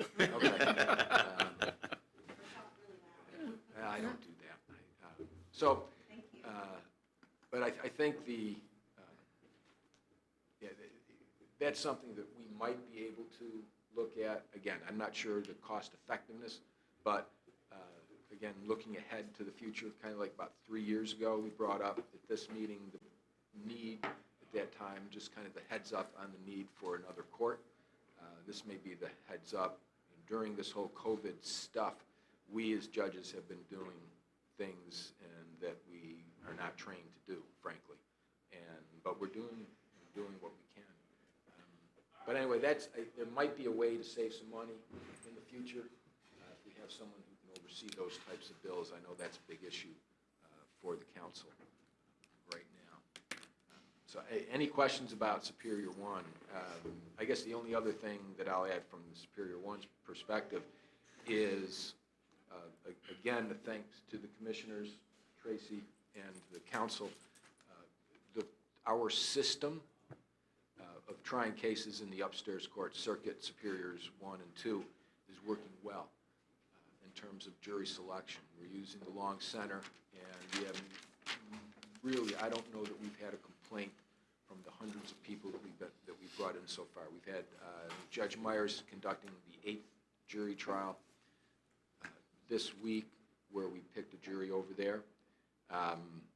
I know I've got one next week and one the week after, at least scheduled, but it seems to be working well. I think there was a suggestion, right, that we're going to take some photos and try to get them on the county webpage to show this is what we're doing over here, to maybe allay any concerns or fears that might be out there.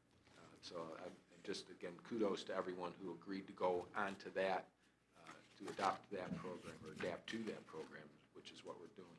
So anything else about one? I'd be happy to respond.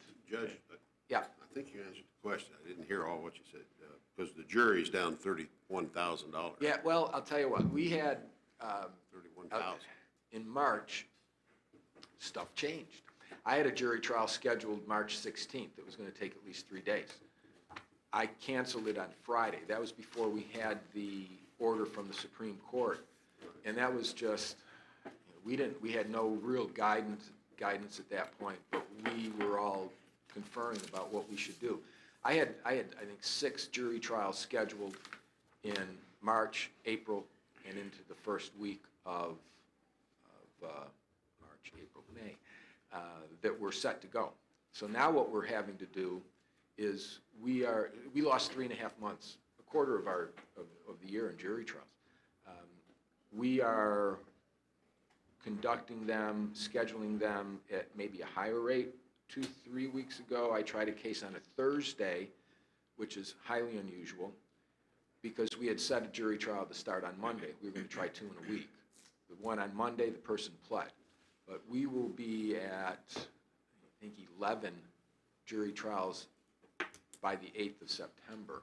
So we are headed, as far as I can tell, to that same 18, except this next quarter is when we're going to be seeing those kinds of numbers. There was a full quarter, nothing at all.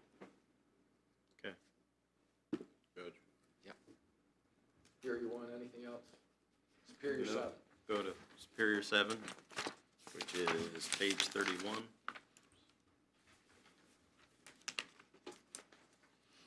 Yeah, by default, I'm here on that, I guess, because I carried the ball with the help of everyone, with the help of the county attorney 2 years ago. It's hard to believe that was 2 years ago, and that we were starting that process over in the courthouse 3 years ago in terms of how we were going to go forward.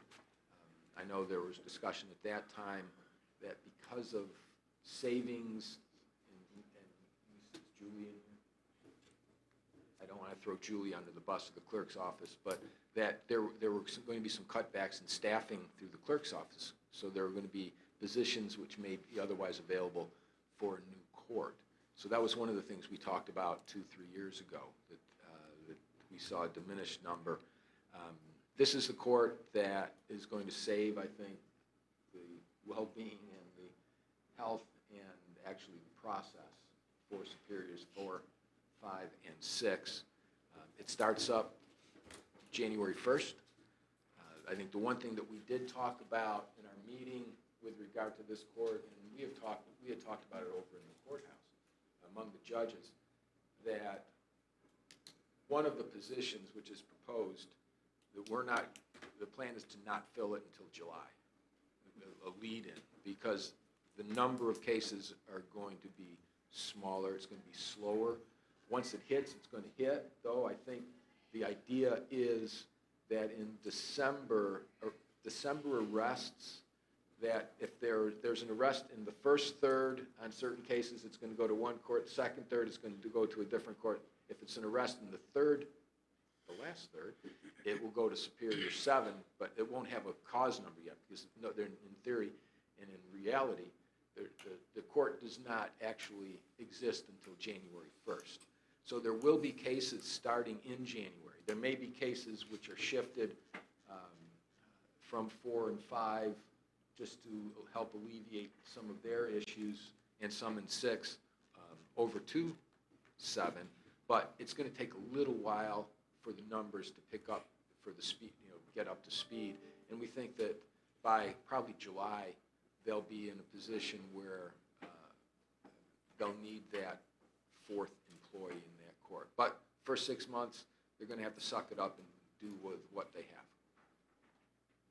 Okay. That's not very judicial, but that's what it is. So is this budget, this 183, 858, is that 4 people full-time for the whole year? I don't have that. I think it's three and a half. And I need to take this down. By 21,225, and I'll do that now. Their salary statement, Bob, reflects 183,858, which would not have reduced it by the 20 that you just did. Correct. So, yeah. And frankly, the other numbers, we plug those in based upon the numbers from 4, 5, and 6. I think that's kind of the way everyone looked at it. I saw Judge Morrissey was here, and he started his court however many years ago it was now. And he just said it takes a little while. Don't know. You just don't know ultimately what it's going to be, what it's going to take. So since we did meet, the Superior 4 pauper number is going to be 5,000. The Superior 5 pauper number is going to be 15. We certainly have an opportunity to reduce that 25. We understand that we're going to have a year in this court with its mix of cases, so, yeah, so, we know we're going to have to adjust. I'd just as leave we go in between the two at 10 and see where we pop out.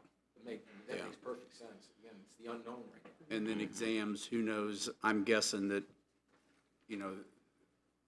Judge McVeigh's court's got more than Judge Zeman's, but we want to be right-sized on that, and maybe 15 on the evals. You might talk about, though, the design. Our heaviest according to the state's weighted caseload, our heaviest court's 6. We're not moving that much out of 6 to this new court, correct? Some of those numbers are by numbers. There's not as much post-courtroom. There's a load, right? And there's a lot going on in the courtroom. I mean, if you walked over, you ought to just go over there some Monday or Tuesday or Friday morning to see how crowded it is. And when I walked over here today, the people out in the hall, of course, on the X's, and it's kind of nuts. The plan is for, and I didn't write it down, driving while suspended. I'm trying to think what else. Kristen, do you remember what else it was that we were talking about? Well, no, but coming out of 6. Coming out of 6. Well, driving while suspended misdemeanors that's a huge number. Yeah. That's several thousand cases. And there is a rationale for keeping certain types of cases in 6 due to some of the DMV reporting and the OWIs that are a special type of case that are administratively heavy just by their nature. And the clerk has assigned to that court a deputy who deals solely with the BMV or DMV, whatever it is. Okay. Thank you. The psych exams, what Roland mentioned, you're not moving much out of 6. We're going 20,000 for 7. Who does that evaluation? Oh, there are a number of people. One of the things I just saw, and because based upon what I've dealt with, there used to be a psychologist out of Michigan, but he was also licensed in Indiana. He was under contract with the Public Defender's Office, and he had a set fee per, and it was relatively inexpensive. I'm not sure whatever happened with that contract, but we needed someone, so we appointed the same person. It came back 4 times more. Now, it was $750 before. It came back at $3,000. We're using people from Riverbend, whatever the facility is, from Indianapolis. I can tell you, and I have some personal at-home knowledge about this, but there aren't really that many psychologists around or psychiatrists who are willing to do this type of work, because often it could require courtroom testimony. I mean, I think that's one of the big issues, unrelated to whatever else we're doing here in this building, but it's the mental health area that we as a county and community are sorely lacking to address the very the many needs that we have. Yeah, we're all over. We've got lists, and we go to different people, and we try to spread it out as best we can. Okay.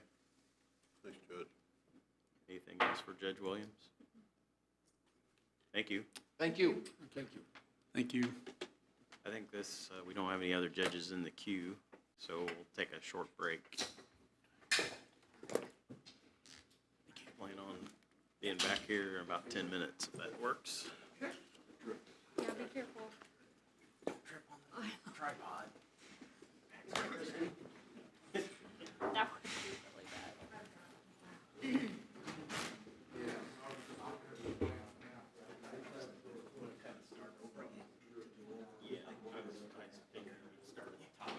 Since we kind of got sidetracked. Yeah.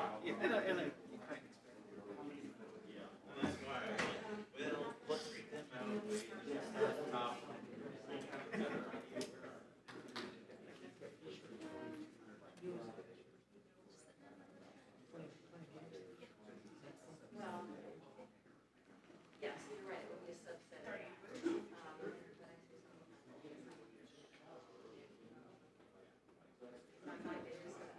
You're right, probably is only 7.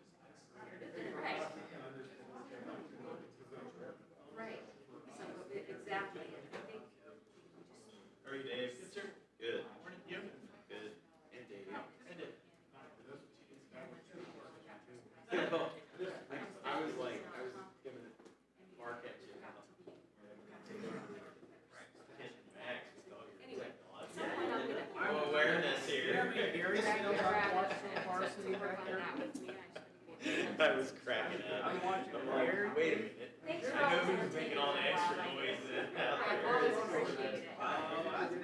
No, it was. It wasn't you? It's everybody kept telling me that they couldn't hear. Oh. So I was trying to coordinate. But will you make sure if they do, rather than go up to the mic, so they're not touching, but if they have paper spread out, which I understand, that make sure they use the wipes and put it back up when they're done. Okay. You're on I deck. keep hoping. Well, I just went and sanitized it again, so. Oh, right. Oh, you're right. So. I'm gonna take it. And I was enjoying being here. I'm sorry, I saw that up there. It's your copy. Should have brought mine.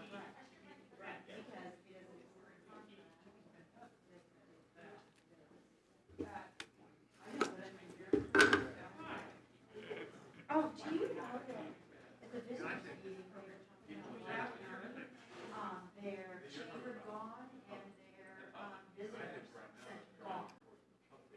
They cut them off because there's not funding, so for White County, so they're on the chamber and they disbanded their visit in White County, so we thought, we were talking about, okay, is there some price and opportunity that for us with help, do something, so, I don't know, we already do stuff, I think, for that as well.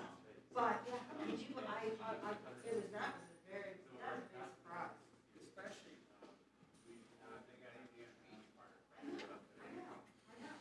But I guess there's, Lake County people are kind of looking and saying, maybe we don't have to do it with marketing. So, anyway, I just thought that was just very interesting.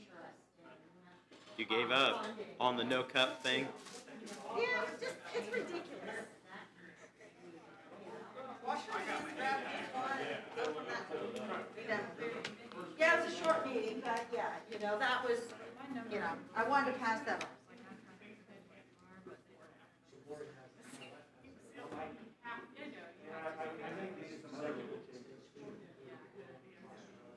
So I just added a column. You did. I assume you will. Well, Usually you do. No, you just sent me the PDF, but it's okay. When you get a chance. You sent a PDF, not the Excel version. Usually you list it as a sent to someone, so I followed. I know I did. I tell you, these things won't break apart. Well, I looked back and looked and I didn't see it. Okay. Or Yeah, whatever. because the one I sent was not exactly that. I hear for it. I know Jennifer got it. And I was gonna say, Can you send her yours? it's okay. I keep some of my receipts. I know, and I don't, that's okay. It's all right. Hey, Paul, when I got my coffee, I went, yeah. Thank you. I'll stick another thing over there. I'll stick a thing right here. That you're using your wipes. I don't know if those have even been opened, because I know these, we probably need to open those, because I opened those. Yeah, these are all brand new. They're all brand new. And I just washed my hands.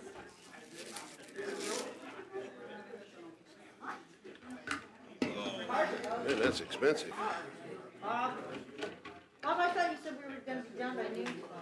I thought so. By noon Well, today? Today? Yeah.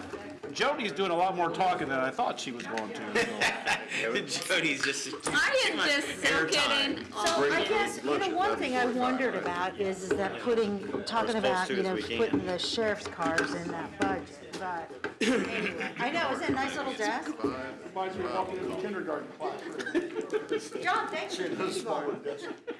Huh? Thanks for the candy bar. Do we have any control over when we trying to find something out there? I got granola bars if somebody wants them. Well, when does it fit? I mean, is it You need gonna be on the something. schedule today? Well, we probably would just normally kind of do it. I'm not very compassionate. Which we're gonna go kind of in order once we get past, but. So Oh, when do you think that'll yeah. be?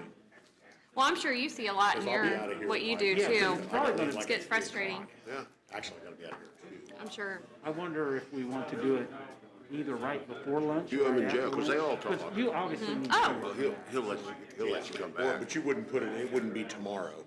no. We can do it whenever. Why don't we do it tomorrow morning? Okay, first thing tomorrow, okay, I'll tell Kevin. Because I want to have the sheriff here and maybe Rob Haines. Okay, yeah, okay. So 911 will be tomorrow. Okay, yeah, well, the very first thing. Yeah, just to make sure that Hey Bob, did Shannon deciding ever that. respond to you? Did what? Did Shannon ever respond to you? I don't know. I was kind of afraid to look at my emails because everybody's going to see them. Oh, I see. Oh, Tracy Brown asked a good question. Yeah, she did, no, that's Sharon, sorry. We have supplies here if they want them.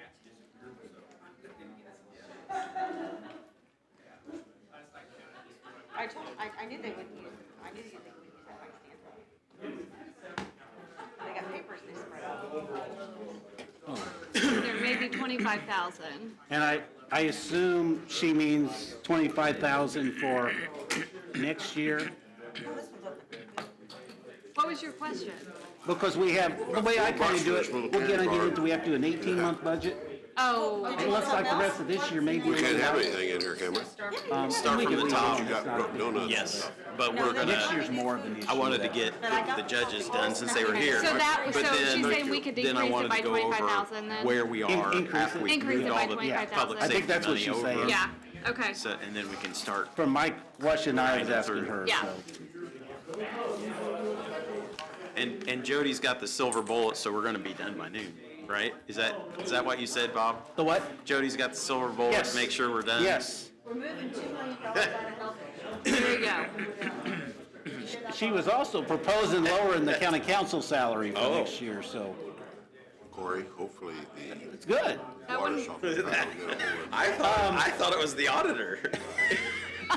No, that's not for a couple of years that I'm going to propose that. I'm like, wait a minute, I thought it was the auditor. No, that's in '23. That was my longest term plan. That's when it can go. Tomorrow, first thing, Yes. if we could do 911, we've got some new stuff going on. Okay.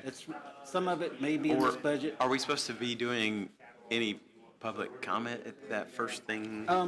Is that Tomorrow supposed to be morning? according to our schedule? yeah, 3-minute limit per Yeah. speaker. If we have any? If you want to do that right away, when we get Maybe back. right- Well, Do that. is that the way it's advertised? I don't We know. don't really advertise it. This Okay. is. And what did I say? I wrote- 8:30 to 9:45 for 8:30 to public 9. comment. I hope we don't have any So- comment for that long. I'll be like, tell me when they're done and I'll come back.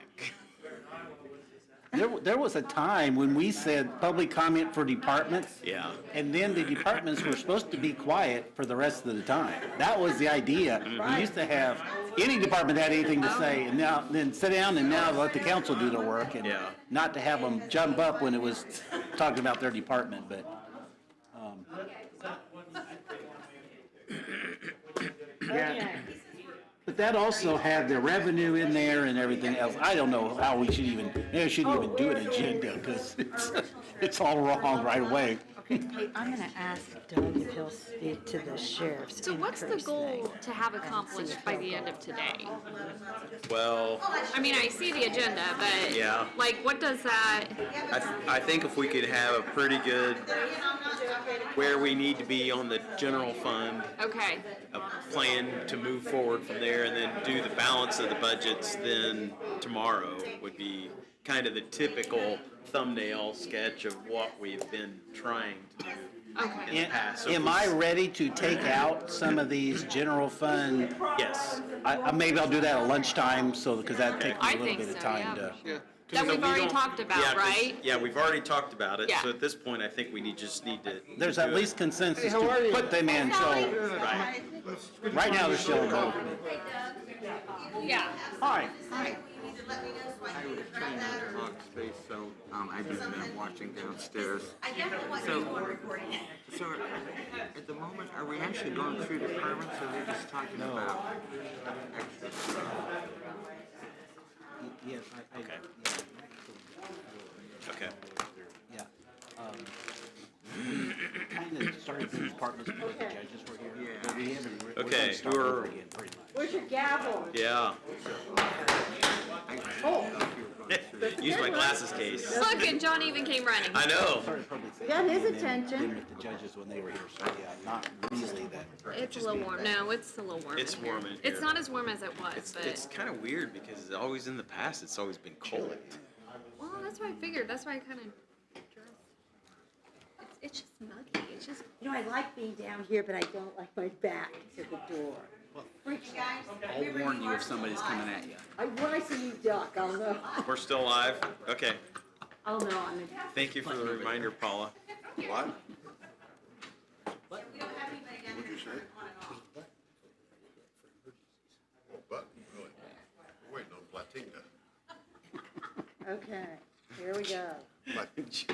Platinga. Okay, we're all back. So we're gonna start from the top. So Bob, you wanna kind of take us through? I'll start with some of these. Mr. Bob. I'll start with some of the pages. On page 2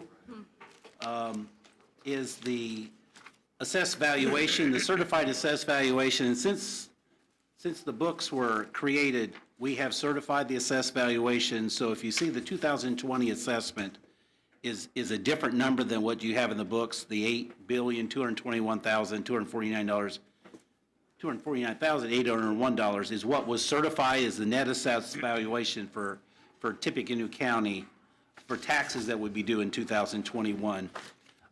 That is significant in some of the tax rates that are set rates, like Cume Bridge, Major Bridge, Cume Cap. So that is something that's going to play into it here in a little bit.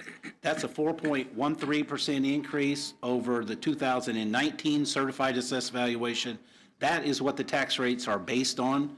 Once the assessed valuation changes, constantly as someone comes in, and we are certifying assessed valuation for pay 21, but people have until the end of the year to file, like, say, a homestead. So that we're certifying assessed valuation, but it's not a real certification because it's going to change. But anyway, the 2021 levy increase is 4.2%. And I always like to compare these two. Like if this would have gone up, like say what we are up in 2017, 0.78%. If your levy goes up by 4.2%, your assessment goes up by 0.78%, you are going to see property tax increases pretty much across the board. We are fairly close, so the assessed valuation goes up by 4%. The levy goes up by 4%, a little bit. So overall, people's taxes should not change dramatically. If overall as a group, individually, people's do is, some are going to go up and some are going to go down as the assessor does trending. But that is a significant number, and so I'm pretty happy that if we can get that over 4%. The optimal would be at least 4.2%, but we are fairly close this time, so it is fairly helpful. And some of this is I haven't gotten all the information yet. They usually give us the levy goes up by the 6-year non-farm income growth rate, that's the 4.2%, and this is a statewide, so everybody in the state has the same increase. It's not Tippecanoe County. And you can see in 2020, it went up by 3.5%. We have had 4%. Now, me backing into some numbers, with a 6-year average, I have some of the other numbers. I am estimating that this must have gone up, that the income must have gone up by about 4.65%, because if I take those numbers and divide those by 6, I'm coming to 4.2% increase. You can forget about the one, the other are just percentages. So we did see some nice increases in statewide income. If I go to the next page, which is page 7 in the book, this is how we do the calculation. The DLGF does calculation, and theirs is done on an 18-month time frame. And so if you look at 18 months, the 2001 budget requests, well, I've made a few little requests here, so I'm going to use the 56 million budget requests.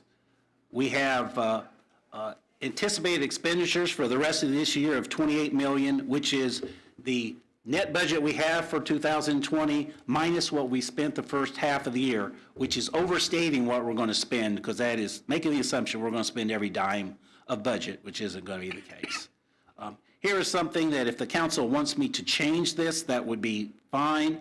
I have put in the last few years anticipated $500,000 of additional appropriations the second half of this year to the general fund.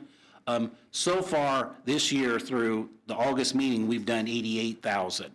So if we would want to lower this, I think we probably should lower this, because we're probably not going to do $500,000 of additional appropriations. We've only got 3 more months of, we got September, October, and November of doing that.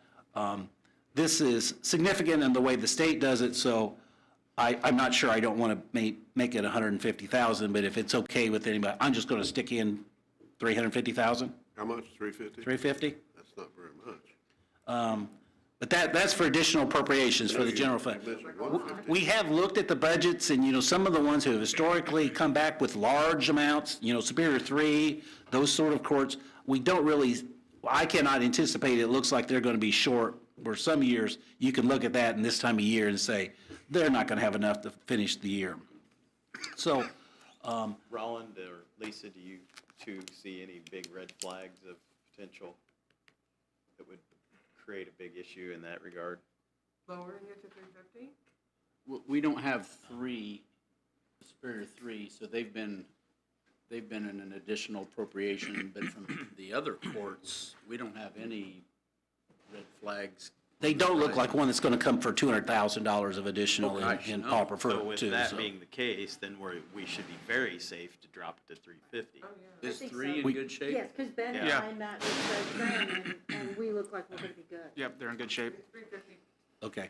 Oh, and Lisa, at break, someone asked me who was listening to it on, could you pull your microphone a little forward towards you? Sure. Okay, good. Okay. Okay, I've made that 350, and now with the little cuts we have, so far, I'm at $84,433,000, and that would be 18 months of expenditures from July 1 of 2020 through December 31st of 2021. Our commissioners, do you have any additional appropriation requests for the back half of the year here pending?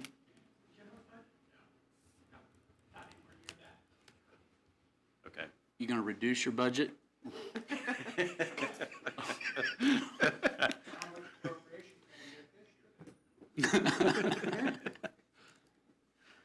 Okay, now the second part of this, this calculation is the revenue for those 18 months.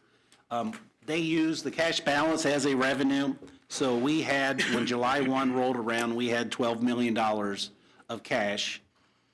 The property tax collections, and I've used this as what we had budgeted minus what we received the first half of the year. Miscellaneous revenue for the second half of this year, the departments and myself have turned in estimates for the second half of this year, and I've got 12.3 million. For next year, I got 24.3 million of miscellaneous revenue, which is all revenue with the exception of property tax, is what miscellaneous revenue is. So if we add those numbers together, that's $62 million of revenue. We have historically used $7 million of an operating balance. That would mean what we're trying to budget is, at a minimum, we want $7 million in the general fund at the end of 2021.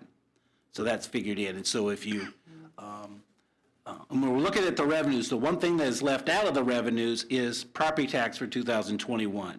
So just backing into the amount that we are going to spend minus what we are going to bring in, and then take away what we want to have as an operating balance. So this is saying we need $29.288 million of property tax to make that all balance out. We go through now their little calculation, the maximum levy, which is a number that they give us, and there's some corrections to that. So we started with 28.2 levy, and this is for various funds.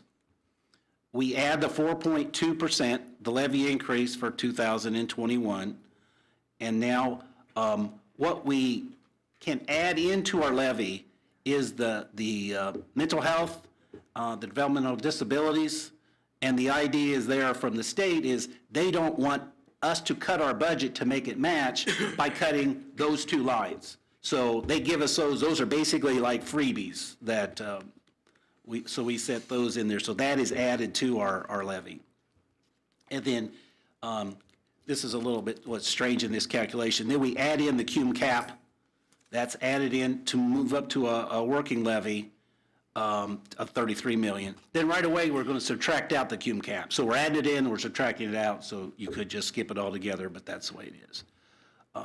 I'm using a reassessment levy of $378,000. Now, we're getting into some of this because the levy, the maximum levy is for various funds. You got the general fund in there, you have reassessment, you have cum bridge, and you have cum cap in there. So what I'm saying is $378,000 for reassessment. Cum bridge, I'm saying $2.878 million, which is 3.5-cent rate on that assessed valuation that we certified. And so this is saying when you, basically we have this big bucket of money. We're going to dip out for cum bridge. We're going to dip out for reassessment. And whatever's left in the bucket is for the general fund. And so this is saying you've got $29.288 million there. But now when we compare that 29.288 to up here where we said, oh, that is 29.288, to what we have, we need to cut our appropriations in the general fund by $1 million to make this all work out now.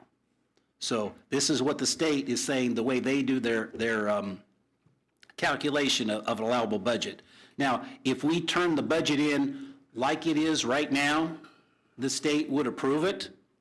And what the state would do is they would go and lower that $7 million to $5.8 million and say, okay, you're good. But we're diving into our cash balance when we do that, so that is not something we want to look at. We have, a number of years ago, we started looking at budgets a different way than what the state is. Okay, we can do easily what the state is saying, but why don't we just forget about the 18 months and just look at the next year, so 2021, and compare to our budget compared to our revenue. And right now, we have our revenue at $51.1 million, and our budget's at $55.9 million. So we need to cut $4.7 or almost $4.8 million for our budget, for our budgets to equal our revenue. Now, what we have looked at that, okay, that's good and fine, and when you do that, you're going to build cash balance because we're not going to spend all of the budget. We never do. You really can't spend all of the budget. You're going to have vacancies, you're going to have this or that, you're not going to use all your office supplies. So we have gone down and, okay, why don't we now take, if we take 97% of our budget requests compared to the revenue, we only now need to cut $3.1 million. If we say 96%, now we're at $2.5 million. And on page 92 of the book, that's where I went through the last couple years. And you can see that basically in the general fund, we spent 96% of our budget. And you can see from the 2 years, compare them, departments are going to differ from one year to the other, but when you put them all together, so I think 96%, if we have 96% of our budget equal our revenue, then we should be able to maintain the cash balance that we have now. I do have 95 in there.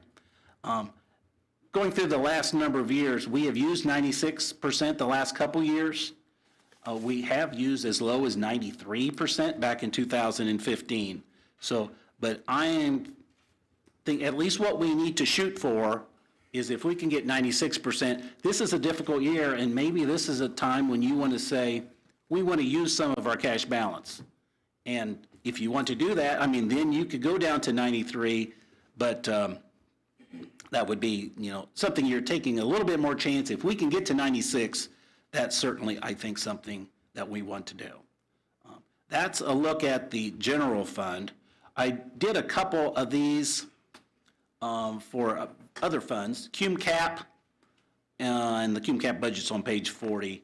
But going through, I'm not going to go through these same little lines, but with this, we get to the end of the day for the state, and I only have a $500,000 operating balance on this one, which is what the resolution stated. We need to cut the cum cap budget by $568,283, or the state will not approve this budget. Now, they probably would go again and cut that operating balance. They would knock that 500,000 down, so you could say, all right, they probably would approve if we cut 68,000. But we have really had too much put into cum cap for the revenue that is supporting it. For reassessment, this one is not in your book, but going through the same thing, and I put a cash balance of 50,000 in there, which is what this one does come a little short of about $40,000 that we have to cut out of the reassessment budget. But again, they can move that operating balance to zero, but the reassessment cash has gone down the last few years. I put in a higher revenue. This is what Eric suggested when he turned in his budget, and I was using, the higher number over there that I think we really need to. When we increase the levy for reassessment, we're really decreasing the levy for the general fund, but this is something, what we are paying for out of reassessment cannot really easily be supported by the levy we have in there. And when the levy goes down, or when the levy goes up, then excise goes up a little bit because a lot of things are keyed off of that. So that's what I have on all those, if there's any questions or. Questions from council? Okay. You want to do the public hearing before revenue? Yes. Okay. Or any public comment or department heads that want to talk about their budget specifically before we head on into the top?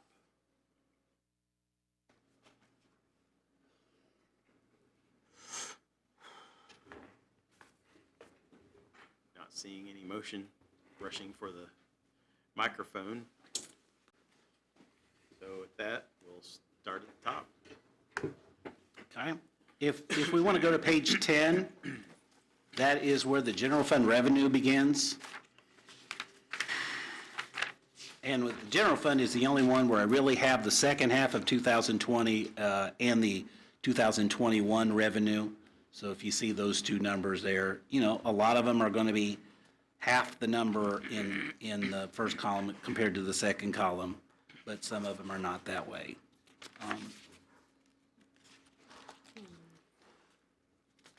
If you wanted me to go through line by line here, or I've got my little boxes where I've got something specific to say that, but anyway, my property tax is what I'm pulling off of my other sheet, my levy sheet that. Yeah, just hit the highlights. Okay. I moved down into the lit public safety, and again, this is one where you see I'm at 11, or a little bit less than $10 million. Last year, I was almost $11.1 million, and I did use a 10% decrease.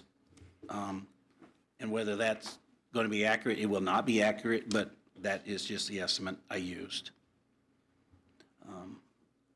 Moving down a couple more. The state gaming is a interesting little animal. This is money that's distributed, riverboat money that's distributed to all the counties that do not have riverboats. And I don't remember, is it 85, $90 million statewide? And this is the first tax money from the riverboats that they received. It's off the top. So Tara Klutz, the state auditor, she came in my office there July 20, and we were talking about that. And she was saying at that time it was highly unlikely that we would be receiving the full amount in 2020 because they were not up anywhere really close to that in total collections. Since that time, we received have received some money now. We received $280,000 was our share. And if I am reading this little email correctly, they may be sending us some monthly until we get up to this total of the 400,000. But we do have 280,000 in the bank right now. And this was just received in the last week or so. But there is some concern about, what numbers do I put in here for this year or for next year? The riverboats are open now, I believe. And so for 2021, does that seem like maybe we'll receive that next year? I mean, it's just a guess. But it is a substantial number, and is there anything that we want to change on here? Any thoughts, council? Leave it alone. You can't imagine it's going to be, Imagine it'd be higher because people supposedly don't have money. I don't know.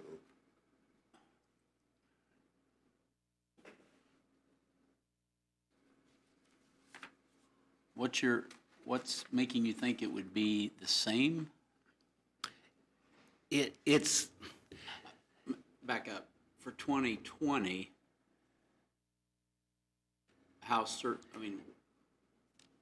you've got 2020 at 418. and because we just always got the same amount of money. It's based on, it's that total amount, and then at some point, it's gonna go down some because it's based on the census numbers at the most recent census. So this is going back to the 2010 census. When it goes to 2020, West Lafayette may be going up some, we may be going down some, I don't know. But 418,000, which is, we got that in 18, 19, 17. So that was what seemed like a sure number. We may get the 418 before the year's over. We may not. It's crystal balling. Yeah. Leave it. And we can just leave it on, that's fine, there's no problem there. Would it be prudent to lower that for an estimate for next year? It probably would be. I mean, with revenues, you want to be conservative because you'd rather overshoot the revenues. Agreed. I don't be personally real comfortable keeping that 418 the same for 21 as 20, knowing everything's shut down and, what's going on, gambling and all that. I don't know what percentage. You might have a better idea on If percentages. they're going to try and give us the 418, say, this year, they're pulling some money out that would really be allocated for us to get in 21. It's the same sort of thing, so, Robin Peter, pay Paul. yeah. So do we just get a fixed amount, because it's been consistent year after year? Because It's there's very the weird same bulk number. amount of money, and then But it's just prorated. It can't be the same every year. It is. No, to us, but the overall pot must, No, it's exactly the same every year for the overall pot, because it's off the top. it's off the top, right? So even if gambling money overall goes down 40%, that doesn't mean our money is gonna go down 40%, because we're just getting Off the top, if it's, a fixed amount. now this year it may not, because they may not even make it up to the amount, from what Tara said, they may not make it up to the amount that the Riverboat counties may basically get zero. And they're the ones that really are budgeting for that, because that's the sure thing money, but, so. But it could be, I mean, if it's off the top next year, It's really we hard very to- easily could get the 418 next year, but we very easily could not. Maybe we can see how easily or not we get our budget balanced, and then if we want to come back and. Leave it alone for now, or? There's a potential, that's for sure, that it could, go down a little. Yeah. But I'd rather underpromise and overdeliver. Would you rather lower it now and then go back and see about we need to raise it later, or whatever your pleasure is, that's. Throw out a number. What do you think, 350? That's what I was thinking. 325? 350, 75, I don't know. 350, 375. I say lower it now, and then if we need to adjust it later as we've gone through this, we can do that. So maybe lower it to 350 350, is that a at this point. 350? Okay.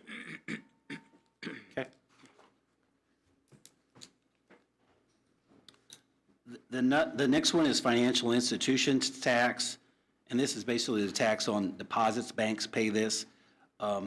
We receive, financial institutions, we get the same amount in December as we do like in June. And for August, we just got the 124.2, so I think I want to put 124.2 there. And then I have no idea, so 248.4, just doubling that number for 2021. If that's agreeable. Oops. Okay. The next line is excise, which is always, when we did settlement, they extended out the property tax deadline, so that kind of altered the amount of property tax we were getting at settlement. But excise, it was not done that way. It still went through. The first half of the year, we got 1.2 million. It seems like more recently, we've gotten more the second half of the year than we did the first half of the year. But anyway, so these are the two numbers I have in there, and we have messed around with this a little bit. The DLGF, they do give us estimates, and I'm not sure what that is based on, but they're saying like almost 2.7 million. That seems awful high when we're at 1.2 million the first half of the year. But this could be a little bit low too. But Do we raise that a little bit now, or do we leave it alone? I'm not sure I'd be too much comfortable doing more than just there, which would be, that's $10,000, but if I just Okay. doubled that number, but just go at that point to 2.4 right now? Yeah.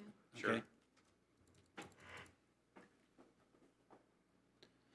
All right. Commercial vehicle excise tax, this is kind of like the financial institutions, and I believe this is like this is license plates on semis, and I believe it's like the multi-state semis is where this comes from, but the numbers we received are what I've got based on what we did get, the 54,313 the first half of the year, so that's what I use on those. And some of these, I received a number from Area Plan. Sally submitted those. Public Safety, the 281 number. Talking to Sharon, I think this was a change, and this is where we get reimbursement for the salaries of the team employees. And I don't know, Sharon's probably not in the room, but I believe this is now capped out at 55,000. So I think we need to lower both of those to 55. And this was pretty much a new development that we just heard in the last couple weeks. So that is not really good for us. The next one is, where does this money come from? What is this one, Kaylee? Is that the, yeah. Is that, that's not 4D, is it? That's down. Is that 4D? But anyway, I'll skip over that one because that is, okay, that's the 4D, so what we have our consultant that helps us submit that, so we're getting reimbursement from the state for 4D, which is, some of the child support and other things that the federal government reimburses us for. Another thing that it's kind of a little bit unknown is this, we just added this line, this would not be in your book, the COVID-19 CARES Act money that we've received $11,429 towards the end of August. Now, if we have people come back for additional appropriations, and, I don't want to put it in as a revenue if we're going to have a higher budget. But there's going to be some things, I think, that we're going to be able to get reimbursed, and people are going to still have enough budget money. But I think at a minimum, I want to put 11,439 in there for the second half of this year, because we have already received that since July 1st came. All right, so I'll just do that one. Jumping down here to 0291, the local health, this is mainly, not exclusively, but this is mainly the public defender reimbursement program. One thing that we have talked about in the office here, I don't know about these numbers, in that through the end of June, we received $908,000. That is 3 quarterly payments. So if we're going to say $680,000 the second half of the year, we're basically saying we're going to get 5 payments in 2020. That could happen. We received the first payment this year in January the 3rd, because if we say we're only going to get one more, we've already submitted the claim. We should be getting $350,000 back. That would be 4 quarters that we've received reimbursement from the state back at that point. So, and then this number over here for 2021, that obviously is based on 4. Because it almost, if you had 5 here, you could maybe have 3 in 2021. So it seems like one of these numbers is maybe a little bit pricey. The net effect would be the same, correct? Yes. Meaning whether it came in 5 in 20 and 3 would be the same as 4 in 20 and 4 in 21, correct? I mean, Yes. as far as what we're doing. And we have a little time frame in which we submit these to the state. Right. We could kind of wait till the end of that time frame to try and get the next payment not to come at the end of this year, because I think I would rather lower the end of this year, so it would end up being 4 and 4. Yeah, You that know, makes more sense. Because I think we have 45 days to submit that at the end of the quarter. We could wait at the next one, and, the later we go, hopefully, then the later we got to check. But why would we want to wait if the money's going to come in, it's still going to? It's going to come in, but if we wanted it to be allocated to 2021, if we wanted to receive the check in 21, if we wanted to get 4 payments in 20, 4 payments in 21, it really is no difference, but. I'd rather get the money as fast as we can and get it in the bank and then earn from it, and then it's still going to. Yeah, but when we look at these numbers a year from now, we budgeted 1.3 million and we got 900,000. That makes that look, because every year we budget for 4, and we can still budget how you want, and, we'll get the money. We're certainly not going to send the money back and say, send it to us later. We know we're going to get the money. We know we're going to get a 4th in 2020, for sure. Yes. We may get a 5th. I'd rather us increase make the 2020 what we think it's going to be and reduce the 20. But in 20, it was so close to, it was so close to being in 19 when we got that 3rd quarter of 19 went in, because we got it January 3. January 3rd. Did they shift systems such that they're not making a December distribution? Well, in past years, we have gotten some at the end of the year, so I don't think it really had to do with the holidays. I don't think it was any time, and it's not like they don't do it at the end of the year, they wait till January. That doesn't seem to be the case.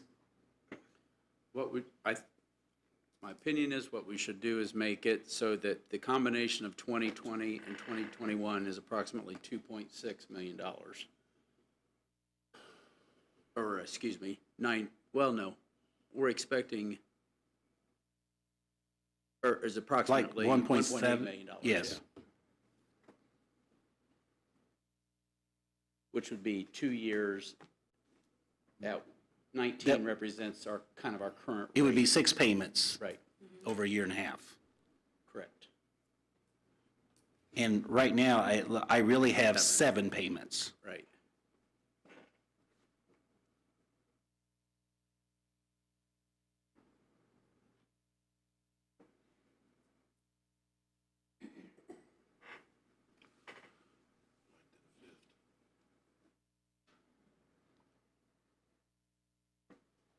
So, what are the thoughts? So if we're at 900 through that's 4 quarters, or 4 payments. That is 3 payments. That's 3, right. So 1.2 gets us, or 1.25 is 4. Correct? Yes. I think we should leave that number in there for 20. If we're surprised, go ahead and bill it as soon as we can. If we're surprised we get more money in 20, great.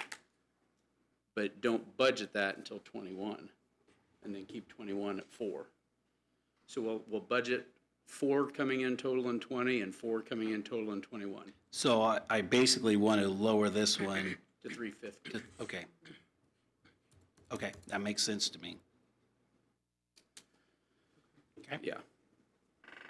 Yeah. All righty. Okay. All right, moving on. We did, I didn't receive, this is one that, if Tom is back there, is Tom back there? Nope. No. Oh. Yeah. Took off. This was one, there was going to be the reimbursement for an employee that used to be paid out of, it was a surveyor, an EDIT fund, and we paid it out of the general fund. There's Tom. Okay. You want to come up to the microphone? We budgeted that $59,000, and we haven't received anything yet, and I'm assuming that we would be doing the same for, not that I have to have it now, but we would be receiving the same amount in '21. And there's no pay increase, so I just put in the new number. And so here's one where I put in, well, let me get back over here. I should have the $59,589 here, because we will be getting that the rest of this year for 20, and then 21, the same amount there.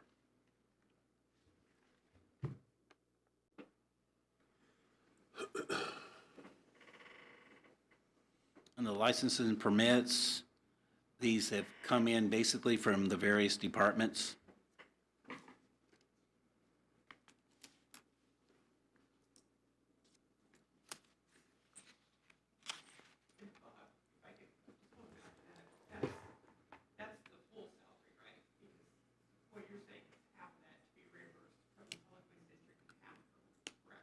I believe, yes. I believe so. Does that number seem kind of right? Okay. Yeah, okay.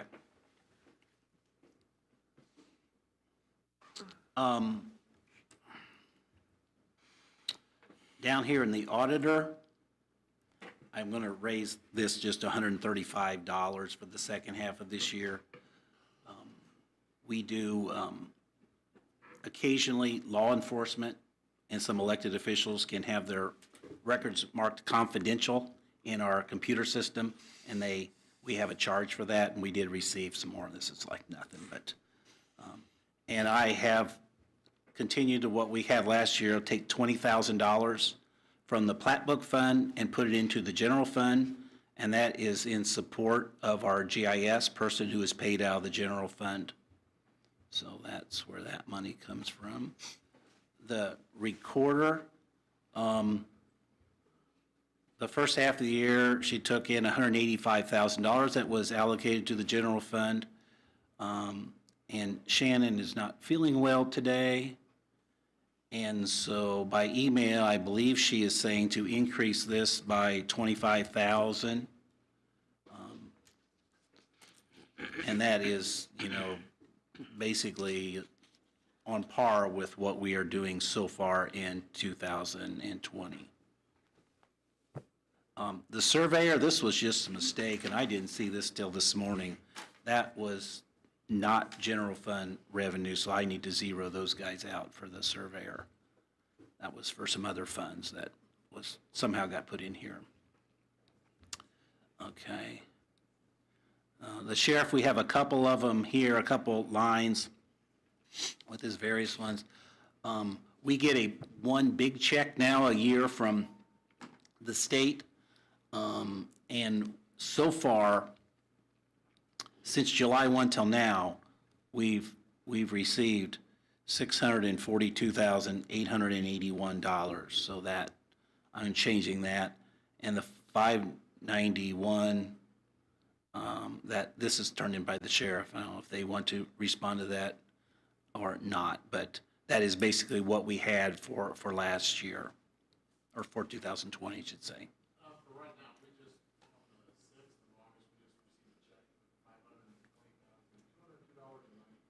Yeah, and that's where this 642, yeah, so, and for next year,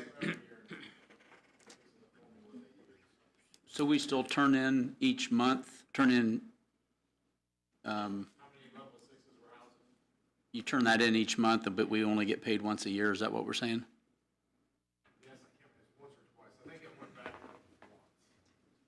And it's like a set amount too, right? Yes, which is less than what we had before. Yes. But instead of, some years you get a lot, some years you wouldn't get much, now it puts it where it's the same. But we're current on what we're turning in. Yeah. okay? The juvenile detention,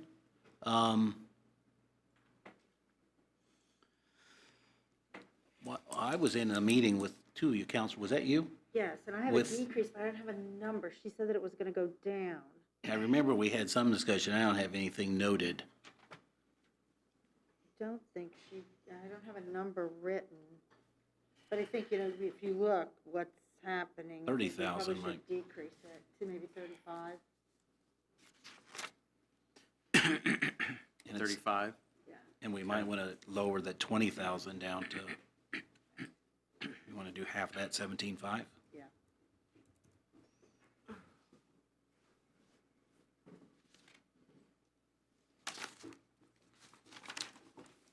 Probation, Health Department, obviously there's some issues going on there this year with the COVID and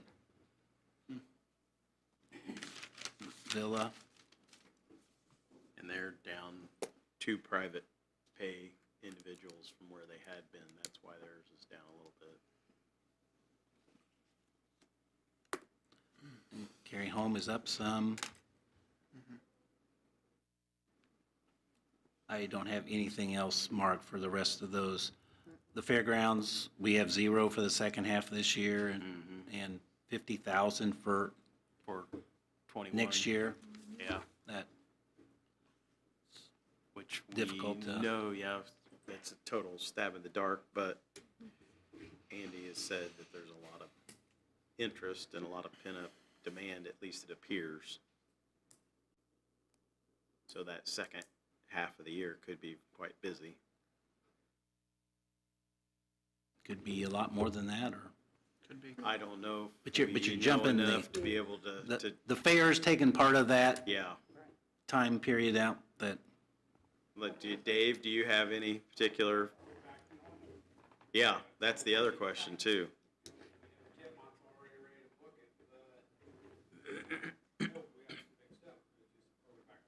Right. I mean, from what he indicated, there are a lot of different organizations that have a lot of interest in booking it, but it's just a matter of Is 50 a one, good wild when it's number? ready, and 2, what, yeah. Did you really? Yeah. On down, any other numbers that anybody has gone through with any of their departments oops, ooh, that we no, need to no. address? I'm gonna change this one to 1514, because that's actual through current right now. Okay. And I must have something in here, 2180.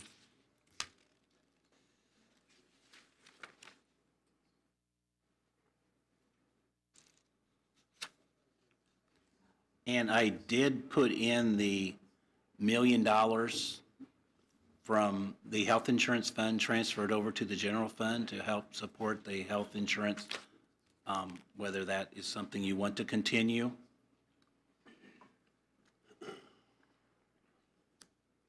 What's the council think? regarding that. You put it in there already? Yes, that's what the million is it's the same number as what we had this year. And that, yeah.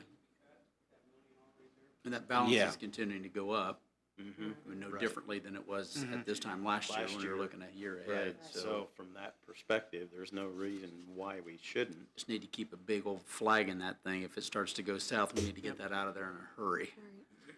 Because we're almost, I think, at $10 million in that. Yeah, we fund were right last month, or at our meeting Yeah, earlier yeah, this month, I which should was say. the end of last month, so. Right. So we crossed that 10 million threshold. So that from that perspective, there's no reason why not. Right. Okay, so if everybody's comfortable, we'll stay the course on that for now. So with those changes, I did even lower the revenue for 2021 a little bit, but. So that's all I've got there. That's all you got, Bob? I just got a question on the West Lafayette court fines. Is that just our share? All that court generates? That's, I don't know how that is calculated. We just get checks from West Lafayette Court occasionally. I don't know where that, because it's just turned over to us. That calculation will be by them. I know we're not Unicov. I know we're not Unicov, but why can't some of these court fines out of 6, I don't know if it's legal or not, to handle them over there in West Lafayette? They're not that busy.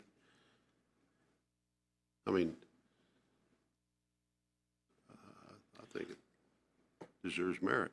When you're talking about the court fines, and Julie's back there, isn't she? And I just wondered if this was a mistake. I changed the number. I've got 350,000, 700,000. We had 700,000 here. The number I got from Julie was a lot higher than that, like 950,000. Was that? Which one are you talking about specifically, The Bob? court, the one right above the West Lafayette ones. Oh, the 0511? Yes. Yes. Okay. I lowered that down, different than what, because that would be, she turned that in, I don't know if there's something I don't know, or it just seemed like that was. I mean, we looked at past history, you and I both worked at that, maybe now I want to look at it again, but I know that we were looking at the past. When you're looking at it in total, it's not posted. That's what I was I need wondering. to look at it now, and I didn't bring that with me. Okay. I was gonna tell you this beforehand, and I, Thanks. so what's the answer? Anyway, so I lowered that number, maybe that's not a good number either, but I did lower that number, so that could be checked out, So it would be. was the 700 the number you put in, Bob? That was my number, yes. The A's mean auditor. Okay. But it also, Julie, when you look at it, your 22 is down to 550, so it looks like it may be a timing issue on her estimate there that you just showed up there. I would think COVID probably impacted her first 6 months of this year too, that. Right, but will we get it at full? Yeah. But if it's gonna be heavily loaded in more heavily loaded in 21 reality, you put 950, you put 550 in 22, which would be 1.4 combined, which would be at the annual rate of 700, if it was a timing issue. And I know nothing about the court system, but having a new court, does that send more people through the system It's not gonna quicker? increase the number of cases, it should. Well, but they're going through quicker, would they be paying quicker? I don't know, No, we're guessing. Okay. I'd rather stay conservative, but if Julie feels confident we can push that thing, we should. I want to look that up. Okay. Yeah, we got time. Okay. I'm just gonna, well, let's see, no, this is not what I thought I was, oh yeah, this is, I'll switch over this real quick to see what, this is how I was doing some of my, property tax estimates. Some of this is historical from the budget orders, which are really the tax rates. So this top part here, this is what the state said that we should, our levy for the general fund for 2020, pay 2020 was 27.7 million. Then I get down here, the levy increase of 4.2%, the AV increase of 4.13%. If I increase the reassessment levy by 4.2% is where I got the 378. If I'm just going to give them the same levy increase as what the total levy was for them to keep their fair share. Hume Bridge, this is where I got the 2,878 was the assessed valuation times their, the levy increase went, so I basically increasing this by 4.13% to come up with that. So you're 2.76 million to 2.87 million. And then those kind of get totaled out, and then I'm taking out the cum cap. Jail lease is I don't know that we're going to have any jail lease property taxes for 2021. Depends on how the state handles that. I did advertise that we would have some. But, and we were going through to determine how much property tax, like the general fund, should actually get. We have different numbers that are turned in from the state. Like in 2020, they had given us an estimate of 1.9 million. When we actually did the billing, it was 1.3 million. We've now received a DLGF estimate for 2021 at 1.5 million. So they're really all over the place. I used the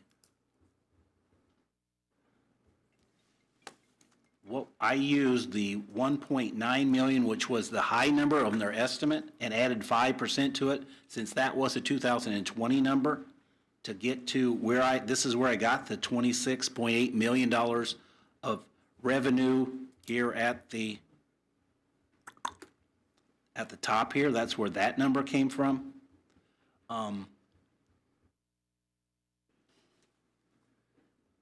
It would possibly seem reasonable if I'm taking what was actually circuit breaker in 2020 and add 5% to it. I would have 1.409 in money that we would not receive because of tax caps. That would give us, instead of my budget of 26.8, 27.4. So I could be adding $600,000 of property tax, and this is just all semantics, what we're doing here on our end, because the DLGF is going to do it a little bit differently. But for us to do our budgeting, I really kind of think this is probably going to be a better number, because I'm using what seems like the worst-case scenario, because they said 1.9, it was actually 1.3. So. And 1.3 is what drove your decision to use 5%? The 5%, I don't really know if I really use that 5% before we had the assessed valuation going up, and I'm saying, okay, if AVs are going up by 4%, the tax caps, they really shouldn't go up that much. If the rates, if the levy is going up by 4%, the AV is going up by 4%, but it's almost, I'm trying to take a worst case scenario there too. But I really kind of think we could go with this number, if that would be. The 27.4? Yes, it does help out our cause a little bit, but. So if we're at that level. Then you go down to the end and, oh wait, do I have, oh yeah, my total revenue is now like $500,000 more than what we started with. Okay.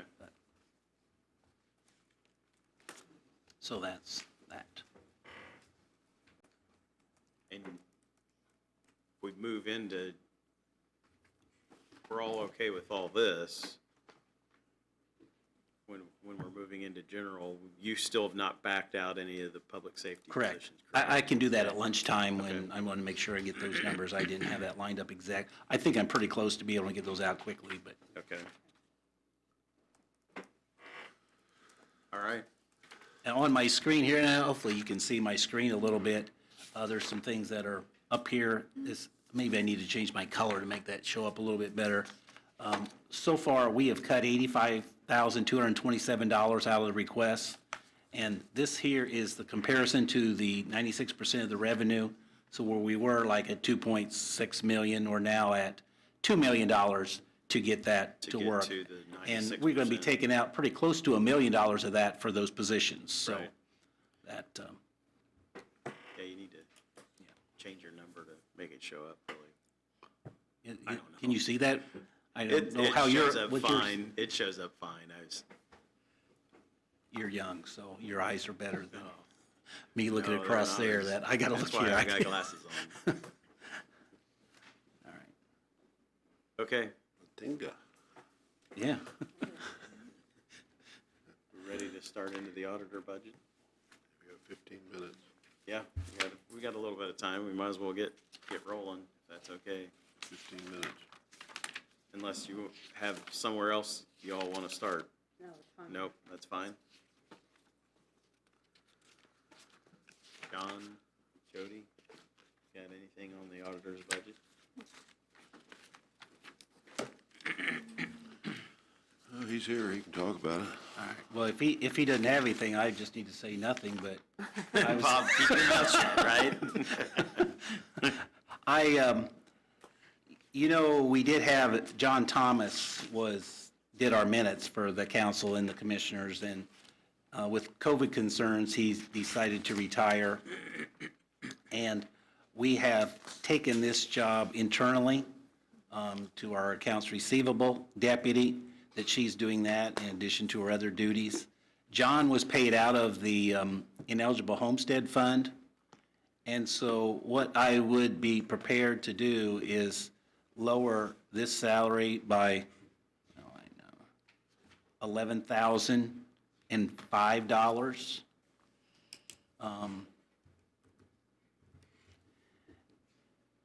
And pay her 25% of her salary out of the ineligible homestead fund, which is basically for the work that she does with that, so. Okay. And in this budget, all we really have is salaries, because the ineligible homestead is where we do pay for the other things. And did you want to go and do all the funds for a department, and with mine, we can come back through, or? As far as funds for, For the auditor funds, do you want to do all of the auditor funds, or, before we used to do the general fund and. yeah, if we've got a department head here, it might make sense to do it that way, if that's okay with the council. What page? The next one would be page 48. I don't know that I've got anything of note there.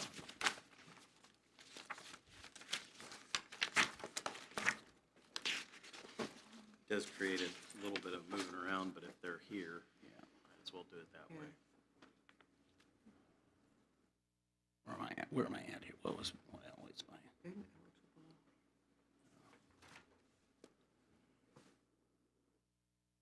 Anything on, is it just plat book? Anything there? And I have a regular part-time person that is paid out of there, and this is money that comes when people record a deed, they're paying money for a plat book, and so this, it keeps its own set of funds. I do appropriate some things in there, and here's the 20,000 is shown in there that I will move over to the general fund. But I do appropriate probably normally more than what I need, but the money's going to stay there, and there's no need to come back for an additional appropriation later. So I don't think there's anything there.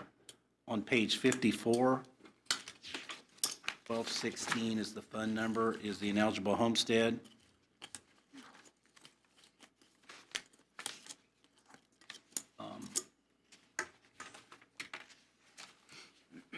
So I will add in some money for the full-time employee.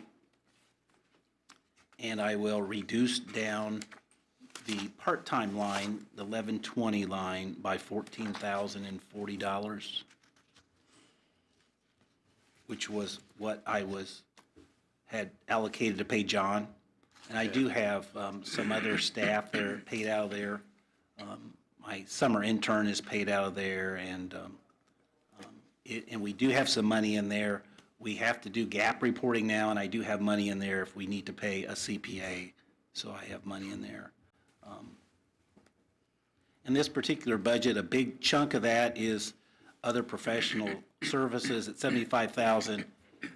That's a highball guess that we did pay for the gap expenses in before, but I think that's going to be turned over to EDIT now, in that it really is an EDIT project because of bonding is why we have to do the gap reporting.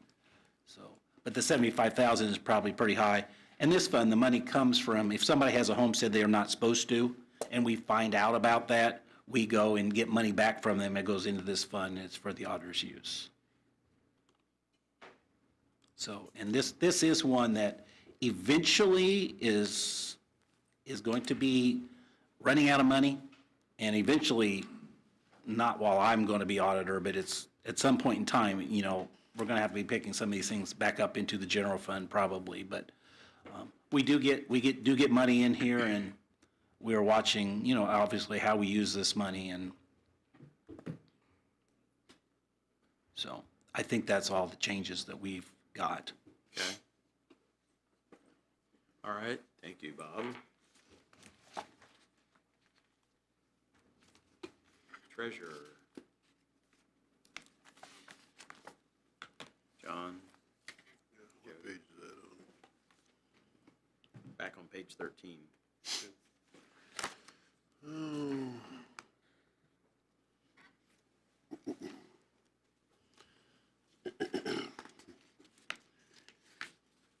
Any Was that you, Jennifer, you said you reduced 6 to 4 people over the year, or was that Bob? Well, we made a few little changes. Jennifer hasn't, in the last year, she hadn't had any personnel changes. That was about a year ago. I think last budget cycle reduced from 6 to 5, actually reduced a full-time down to part-time. And this year, because of COVID, you would notice that our part-time is trending lower, and that's because the seasonal person that comes in just for like 3 weeks in May and November was considered high risk and didn't want to come in, but we were also close to the public and therefore took a lot of payments online. I don't have any guess on what that might look like next year. You know, whether May we're doing the same thing or we're back open and we would still need that extra person or not. So I was hoping to just hold on to that for another year and see how the online translates. You know, maybe more people will feel more comfortable paying online now that they've done it once, but maybe not. We still have a lot of people that like to come in person and get their paper receipt. So that was the only thing I wanted to say about my part-time. Okay. Thank you. Thanks, Jennifer.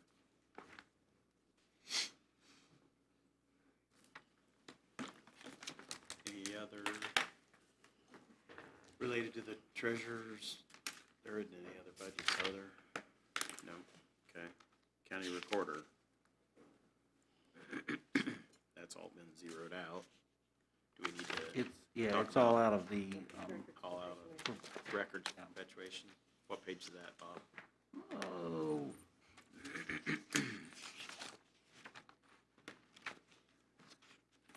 the 51. 51?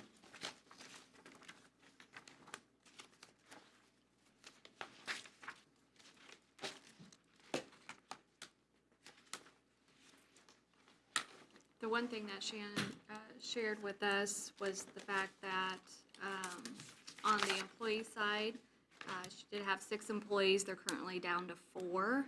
And she believed that 4 is a good number 90% of the time.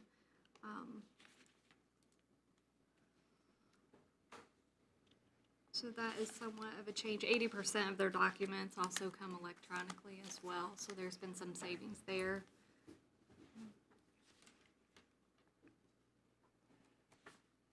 Okay.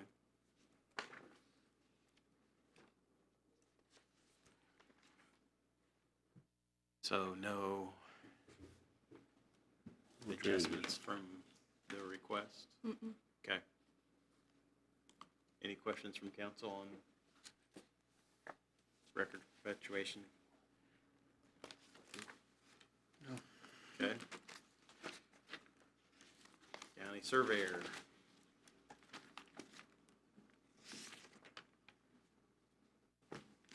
What did you guys discuss?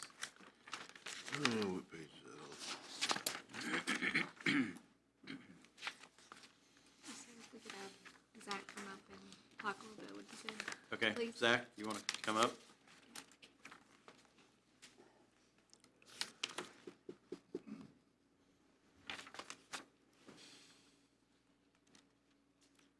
Good morning. Good Zach morning. Beasley, Tippecanoe County Surveyor. My office has two general funds, which I believe is what we're talking about now, which is Surveyor and Drainage Board. From last year's, or actually this year, 2020 approved budget, I have cut $3,800 total out of the Surveyor Fund. Line items, part-time, overtime, office supplies, gas, oil, and lube, other supplies, travel, training, advertising, and blueprinting, which, as I mentioned, totaled 3,800 in cuts. General fund, I know you guys have a lot to do, so I'm trying to move through this quickly. But the Drainage Board General Fund cut $1,700 from this year's approved budget out of overtime, office supplies, gas, oil, lube, travel, training, building, and property, repair, and maintenance. So that's it in a nutshell. Okay. I can answer any questions, but that's it as far as my office and general fund. Okay. Do we want to look at phase 3 and what are, Yeah, the other funds. yeah, while you're here. Yeah. Sure, absolutely, absolutely. Just to hit the highlights, it's probably the easiest way to do it. The phase 2 Phase 2, account, I said wrong. I'm requesting $250,000, I believe, from Edith, for that fund. And as John and I and Jody That's talked page earlier- 66. 66. Thank you. Sorry, Zach, we're trying to catch up with you. That's okay. Yeah, that's okay. I'll pause while everyone finds it.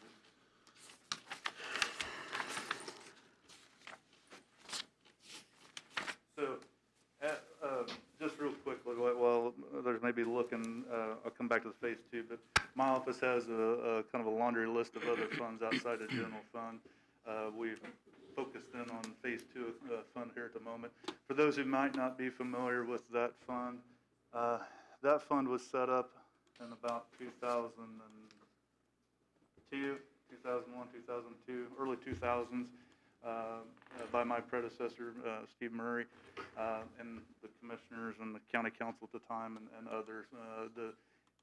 It was set up specifically to fund our MS4 permit with IDEM, which is our water quality permit. And when I say ours, I mean the county commissioners serve as the stormwater, or the MS4 operator. I am appointed by the commissioners to serve as MS4 coordinator for the county and also the Tippecanoe County Partnership for Water Quality, which is made up of both cities, Lafayette, West Lafayette, both universities, Ivy Tech and Purdue, and then both towns as in Battleground and Dayton. We are 7 co-permittees under that MS4 permit. This phase 2 fund was set up by those I mentioned in early 2000 to fund the county portion of that. This fund was never intended to be a self-maintaining or supporting fund, and so from time to time, it is necessary to place money into that fund. And so we have come to that point, and that's why I'm asking for the request. So whether it's this year, next year, pretty soon, we're going to need to be, like I said, I'm requesting it for this year, but as I said, over the course of this fund, there's been money placed in it, I think, about every 2 to 3 years or so, generally speaking. I think it started out with about $2 million, if memory serves me correctly. That was the initial deposit in the fund, if you will, in the early 2000s. So that's the history, the being of that, if that were to ever change.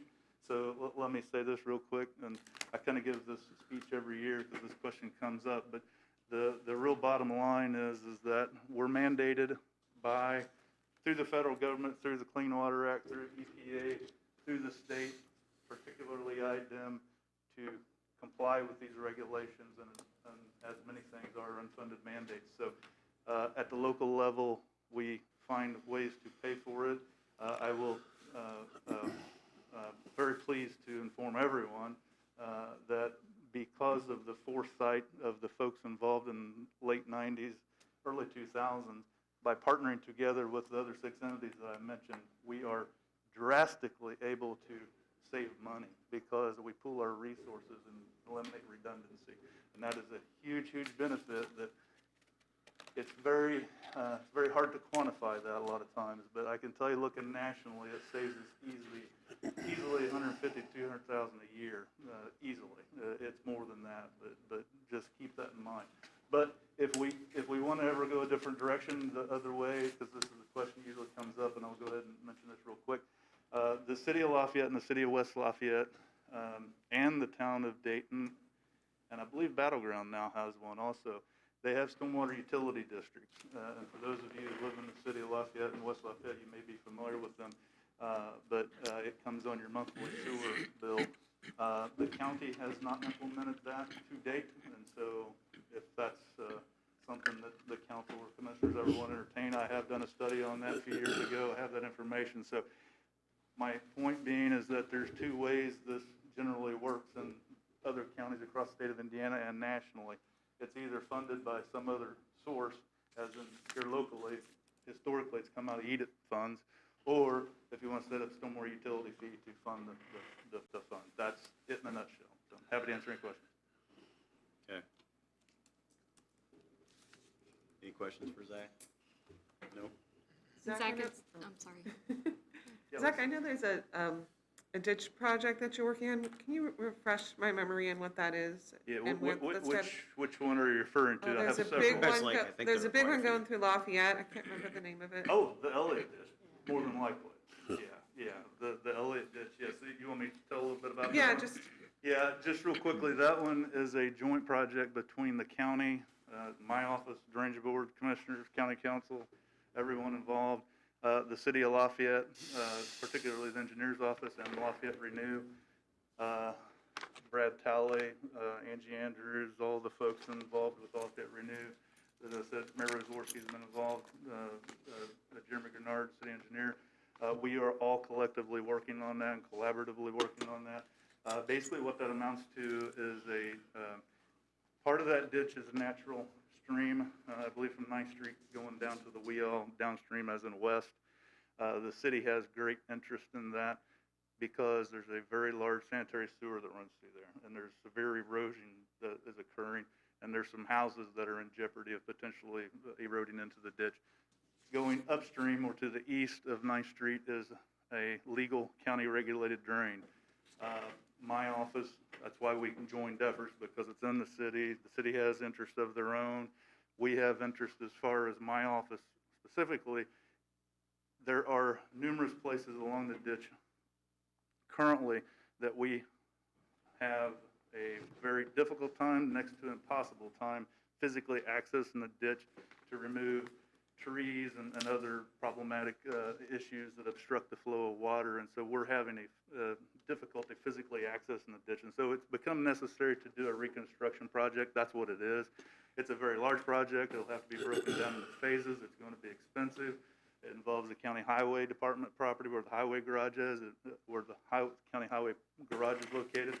It also involves Ivy Tech, which I just had a meeting with them here recently, and their campus, because it goes through there. So it's a lot of moving parts. And will that come out of this fund, or is No. that's going to be completely financed separately, or how will that be financed? Let me retract that. More than likely not. Let me give a more general. And that hasn't started yet either, right? No, it has not. And we are getting very close to the point in that project where we will start to identify the funding sources.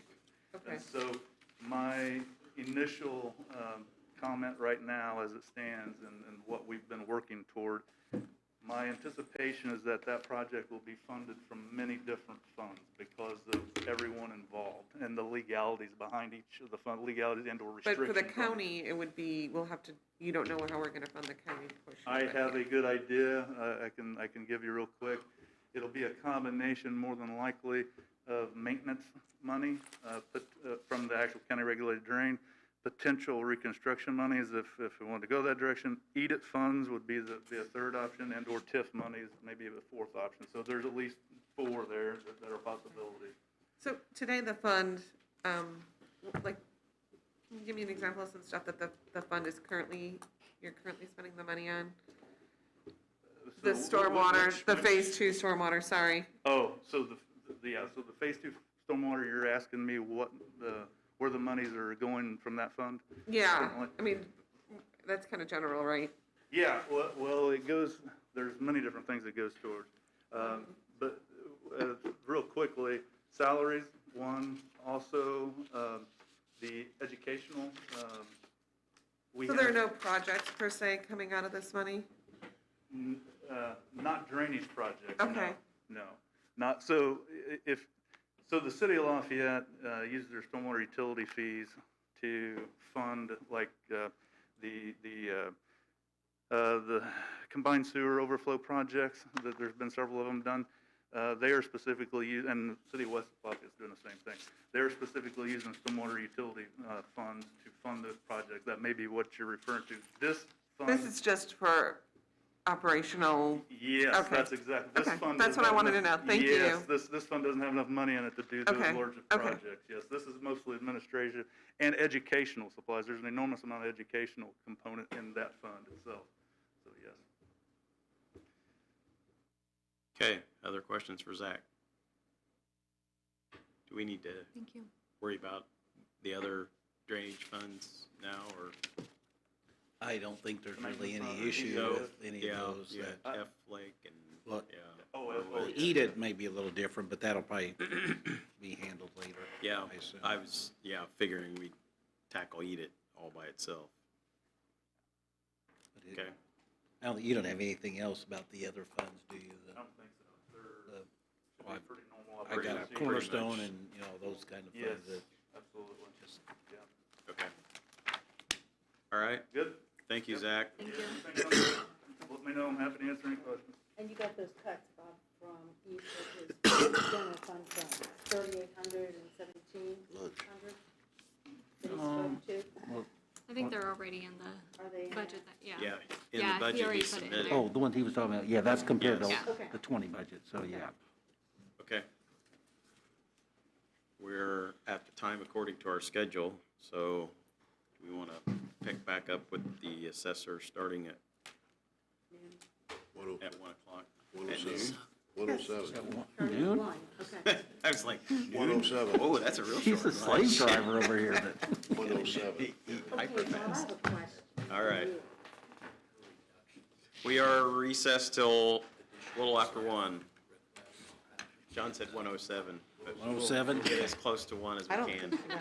I mean, yeah. Thank you. Thanks, Max. I mean, we can always have her come tomorrow too, right? If we decide.